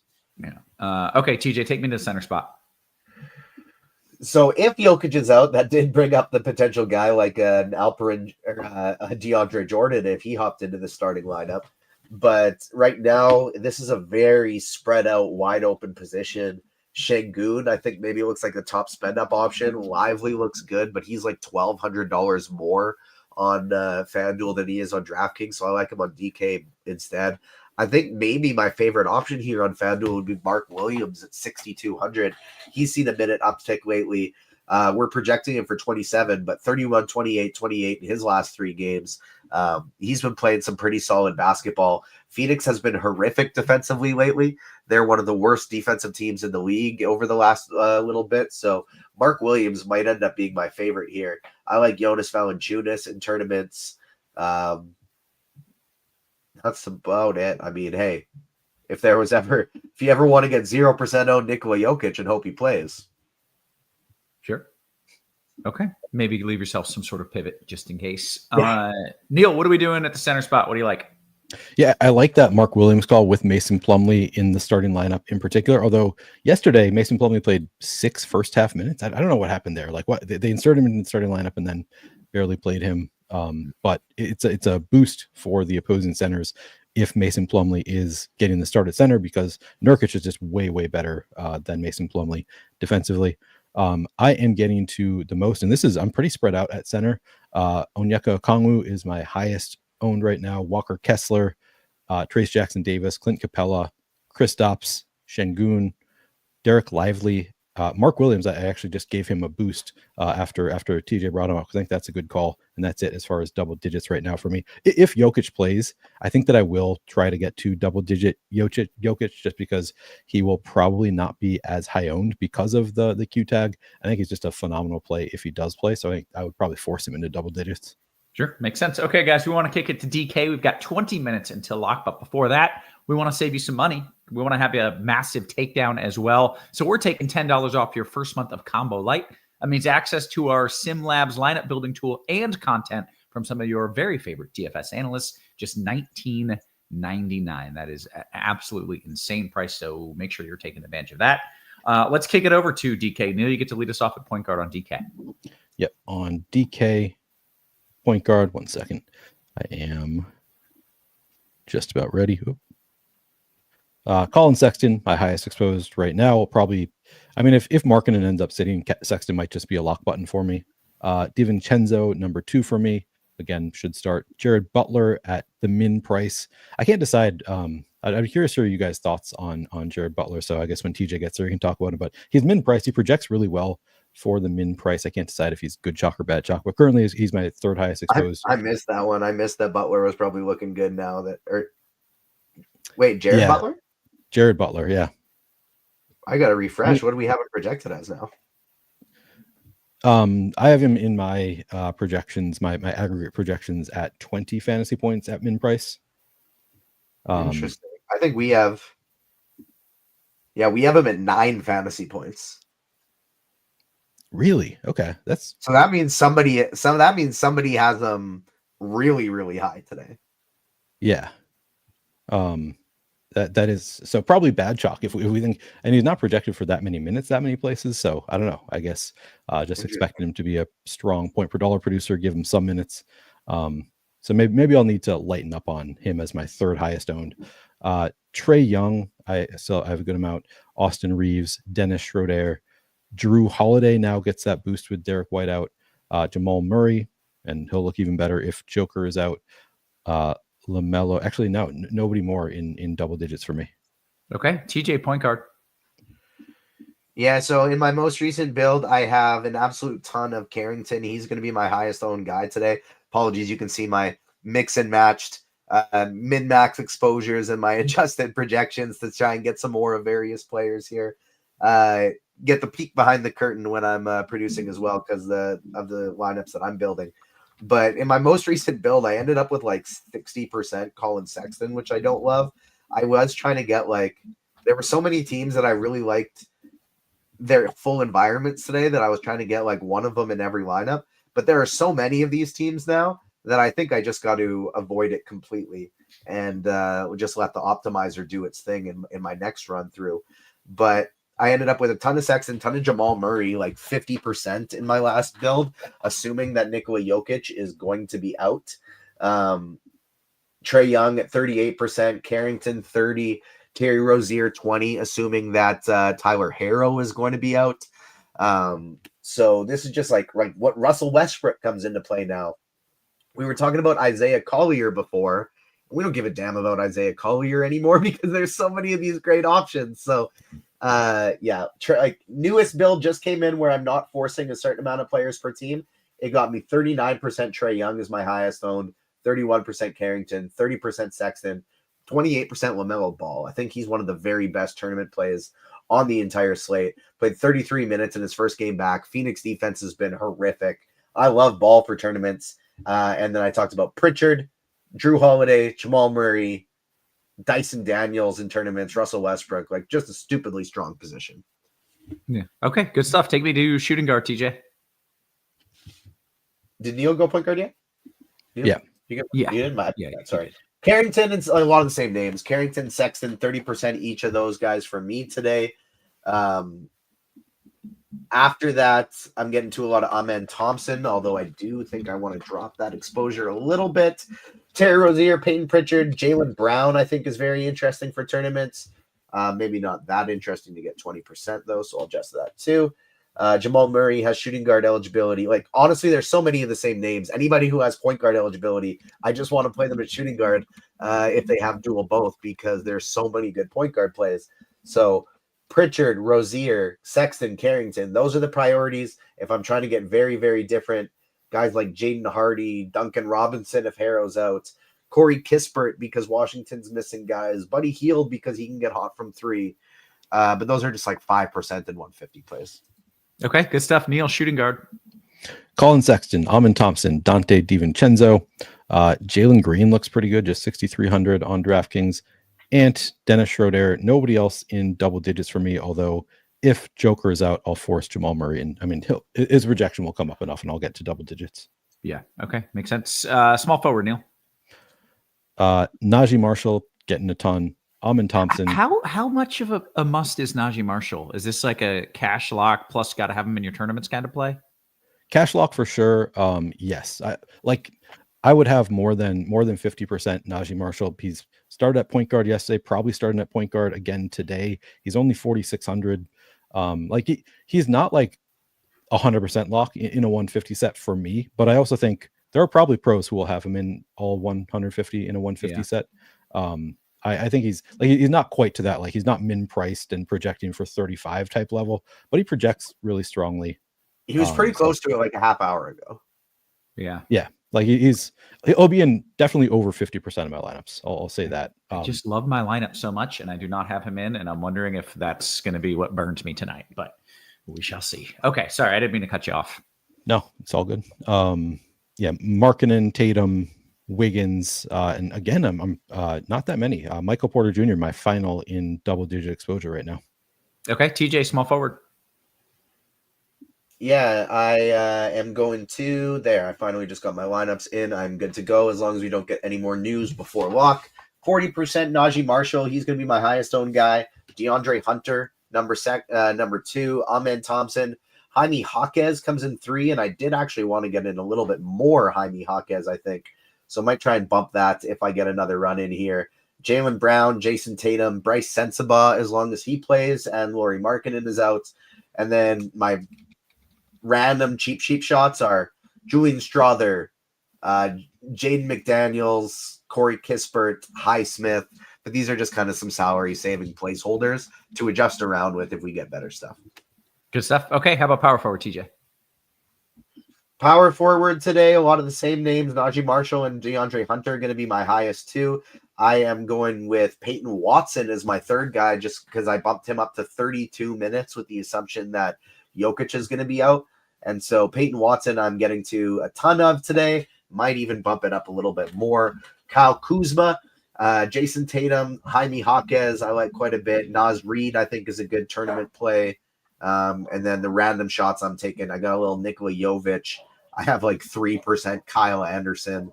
And PJ Washington would be the other guy I liked I didn't mention. Okay. Neil, your thoughts of power forward? Power forward. Again, Najee Marshall, power forward, eligible on DraftKings. Naz Reid looks pretty good at just 4,500.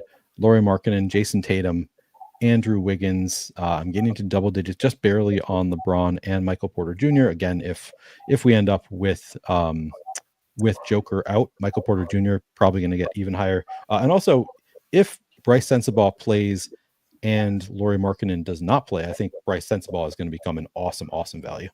Okay, let's go to center, Neil. Yep. Center on DraftKings. Sorry. Naz Reid, my highest exposed. Derek Lively. Joker, I gave a little bit of a boost. He is currently my 3rd highest exposed. Obviously, I'll get him out of there if he doesn't play. Walker Kessler, Rudy Gobert, Okongwu, Kristaps, Şengün. I gave a little bit of. I do really like Şengün in this matchup against Washington. And then Trace Jackson Davis, I have in double digits. TJ, your thoughts at center? Love the Şengün call as well. He's going to be my 3rd highest owned. I'm getting to, or tied. He's actually tied for 2nd with Anthony Davis today. Derek Lively is going to be my highest owned guy. He's the only one over 20%. Mark Williams is 4th. And then it's just a crapshoot of guys at 10%. Sar, DeAndre Jordan, Jonas Valanciunas, Onyeka Okongwu, Rudy Gobert. I'm even playing 10% Steven Adams today. Because he's randomly just been popping in for some minutes, and it's Washington. If this gets ugly and he gets 15, he can smash his 3K price tag. Wow. Okay. And you mentioned Şengün, I assume. I kind of tuned out there for a bit, but you're playing him. Yeah. 2nd highest owned guy. Okay, very good. We have 10 minutes until lock, and that means we've got time for some QQs. If you've got some questions, get them in. I'm starting on the RG Discord because that is where the cool kids hang out. And let's see what we got. Actually, I'm starting in the YouTube. Hit us with that thumbs up if you're watching on YouTube while I pick out some of these questions. Here we go. Jerry says, TJ, FanDuel Cash, I've got 7,500 at small forward. Is Reeves the man I'm looking for? Certainly no problem at all with Reeves. I will double check just to make sure that there's nothing I like better. But I would say Reeves is certainly not a wrong choice there. I would go, if he plays, and you may not know this in time, the cash, quote-unquote, option would be Lauri Markkanen. And actually, Amen Thompson also does project better than Reeves. I like Reeves better than Markkanen, even if he plays, but projections say, and ownership says, that would be your cash option. Okay. Neil, let's see. On DK, Naz Reid or Najee Marshall? Najee Marshall.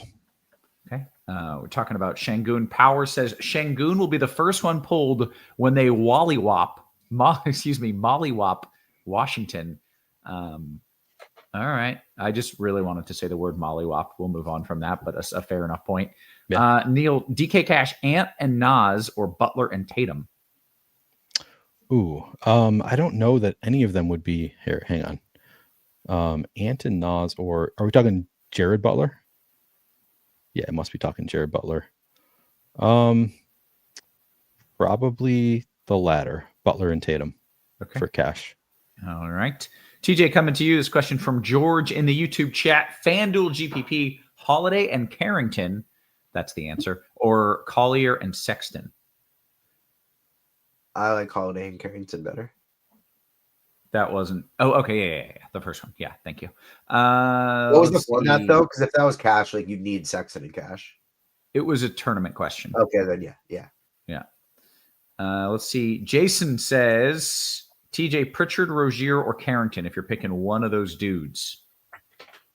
For tournaments, Pritchard, sure. Okay. Neil, we got a question from Jason again. He says Ant or Lonzo if you're spending up. Ant or Lonzo. On which site? That doesn't make sense. Lonzo Ball isn't playing, and he's not a spend up. You mean LaMelo, I assume? He must mean LaMelo. Yeah, probably Ant for the price savings. Like he's a I'm looking at DraftKings, he's a full $1,100 cheaper and doesn't project all that much worse. I mean, obviously if it's your final spot and you're like playing one of them, I would just play the higher projected, which would be LaMelo in this case, but obviously Ant will allow you to get better elsewhere. So I like him better as a play overall. Okay. Let's see here. Thoughts on Jamal Murray on DK, Neil? If Jokic is out, then what, you're getting to plenty of him, I assume? Yeah, I mean, it's funny that he doesn't like get as much of a usage bump as you would expect with Joker out. And I think this has been a thing for years. He gets this year 2.8 additional fantasy points. I assume this is per game with Joker out, according to Court IQ. He's not one of the top 4 in terms of additional usage with Joker out. It's actually Westbrook who gets the bigger bump.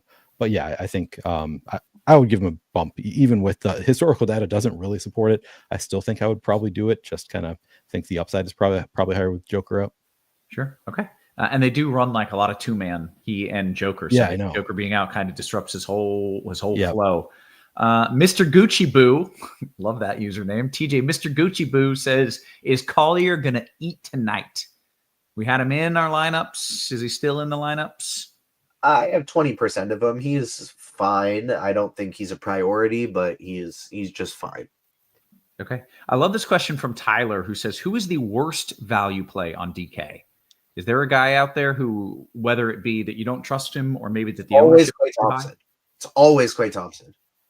Klay Thompson always projects well. He never does well. It's Klay Thompson, I think, 100% of the time. I approve of that answer. Neil, I'm coming to you. Whitmore or Brooks at small forward on FanDuel? On FanDuel. All right, 1 second. I think it's got to be Brooks. Whitmore was not going to play the minutes without Green playing. Yep, it's definitely Brooks. Yeah. Okay. Let's see. Neil, Amen Thompson or PJ Washington? I like both of these guys tonight. Do you have one that you prefer strongly? I prefer Amen Thompson. Yeah. Both look good. Yeah. All right. To TJ, your favorite FanDuel GPP value, and that's a very general question. It could be mid-range, dirt cheap. I don't know.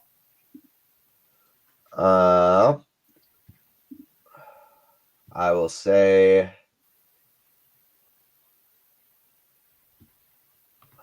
it's a tough one. Let's go with Jaime Jaquez. Okay, I'm jumping back into the Discord. That's my bad for taking a while to get to that. But Mike says, FanDuel GPP, if I'm waiting on Joker, what is the best way to pivot? Got about 4 roster spots saved from late games, including Atlanta, Utah, which starts an hour earlier. TJ, is this something that you can even try to walk through and wrap your mind around? If, let's say he's playing Joker and then Joker's out, right? I mean, Tatum's right there. Yeah, I guess, yeah. Tatum. But you Tatum also, I on mean, the other side, and then if we get that news before 9 p.m., I would try and stack up Atlanta, Utah as much as possible. But if it's if it's not, then yeah, you play Tatum and just spend up a little extra, a few other places. Yeah. Okay. Chinatown says, TJ, I have a no Trae Young in cash rule. Is tonight worth considering an exception to my rule? For what it's worth, I rarely make exceptions. Worth considering, yes, absolutely. But hey, if that is something your heart is set on and you don't want to break it, you can in cash. You could instead go like Sexton, Carrington, Collier, even somebody like Holiday. I think is viable now. So if you really don't want to play them, there are ways to get off of it. Yeah. Okay. A quick question here, TJ. That is, I don't know if you're playing hockey, but DK Siglanter, who's your goalie? Who's your goalie? Andre Vasilevsky. Yeah, I love that. Okay, let's see what else we've got. DK GPP, Carrington or DiVincenzo, Neil? Carrington or DiVincenzo? DiVincenzo. DK GPP, right back to you here, Neil. PJ Washington, Amen Thompson, or Koulibaly? Amen Thompson. Alex says, TJ, Dad wants to know, Ant or Young? Straight up. Appreciate you, fellas. Young. Okay. FanDuel GPP, TJ, if Sensabaugh doesn't play, and if I'm stuck in that range, do you think Juzang would be viable for $600 or less? Yeesh. That's what I'm gonna do. Is if Sensabaugh doesn't play, I basically just plan on pivoting him to whoever starts. In terms of for those cheap guys for Utah. So Juzang, Svi Mikhailuk, Kyle Filipowski, if you're playing on FanDuel, all of those are reasonable pivots. Ideally, you pick one who is starting. But the reason, like I made it so I'm only playing Sensabaugh small forward, not getting to him at all at power forward, so that I can pivot to another Jasmine if he doesn't play. Another Jasmine. I like it. Neil, FanDuel Cash, it's a 2v2. Jalen and Kessler or Lively and Edwards? Jalen and Kessler or Lively and Edwards? Yeah. Probably the first one, Jalen and Kessler. Okay. Did anybody play Yahoo or know of yet? Peterman says, Yahoo Cash in the Utah. I've got $40 left. Can anyone research what this means or what that does? Can look it up in Lineup HQ. I did not play. What was the question? Sorry. $40 left. Yahoo Util. I don't play Yahoo, but it's always fun looking these up. Anyways, I kind of have a good time with it. DeJounte Murray projects the best. TJ, you have a vote for someone? I was going to say Jaylen Brown. Yeah, that makes sense too. Jaylen Brown, DeJounte Murray. Okay, either of those. We're moments until lock. Your favorite pay up. This is from Snowfighter. DK GPP, TJ, Tatum or Young? Young. Very good. And with that, we've hit the lock. We did all the things that we came here to do. We gave out some FanDuel, gave out some DK, answered some questions, and now it is time to bounce and watch some hoops. So for TJ, for Neil, for our wonderful production crew, always working hard behind the scenes. Wait. Before we do it, Roth, I want to say we do have a PGA show starting in about 15 minutes. We got STL, we got Noto. So they're coming on right after this. And I also forgot to download the credits beforehand. And so as soon as you were started closing this out, I went, hey, I need to get the credits. They're not there. So am I stalling right now while the credits are processing? I can stall with you. I throw it back to you? Yeah. Absolutely. That's good. Why don't you have a background, Roth? You have the green screen, it looks like. I got a new computer. Yeah. I got a new computer and I haven't just like changed over, or I need to get the background on this computer. TJ, it always throws me for a loop that the PGA shows are on Tuesday when we have all day Wednesday. It's when, just do it. Why aren't they on Wednesday?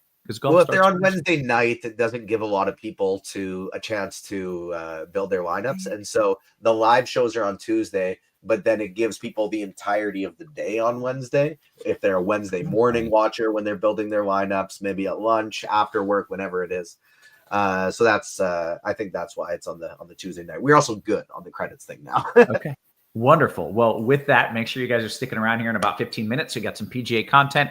In the meantime, for TJ, for Neil, for our wonderful production crew, always working hard behind the scenes. Guys, we appreciate you We love you, and we will catch you tomorrow. You have been crushed.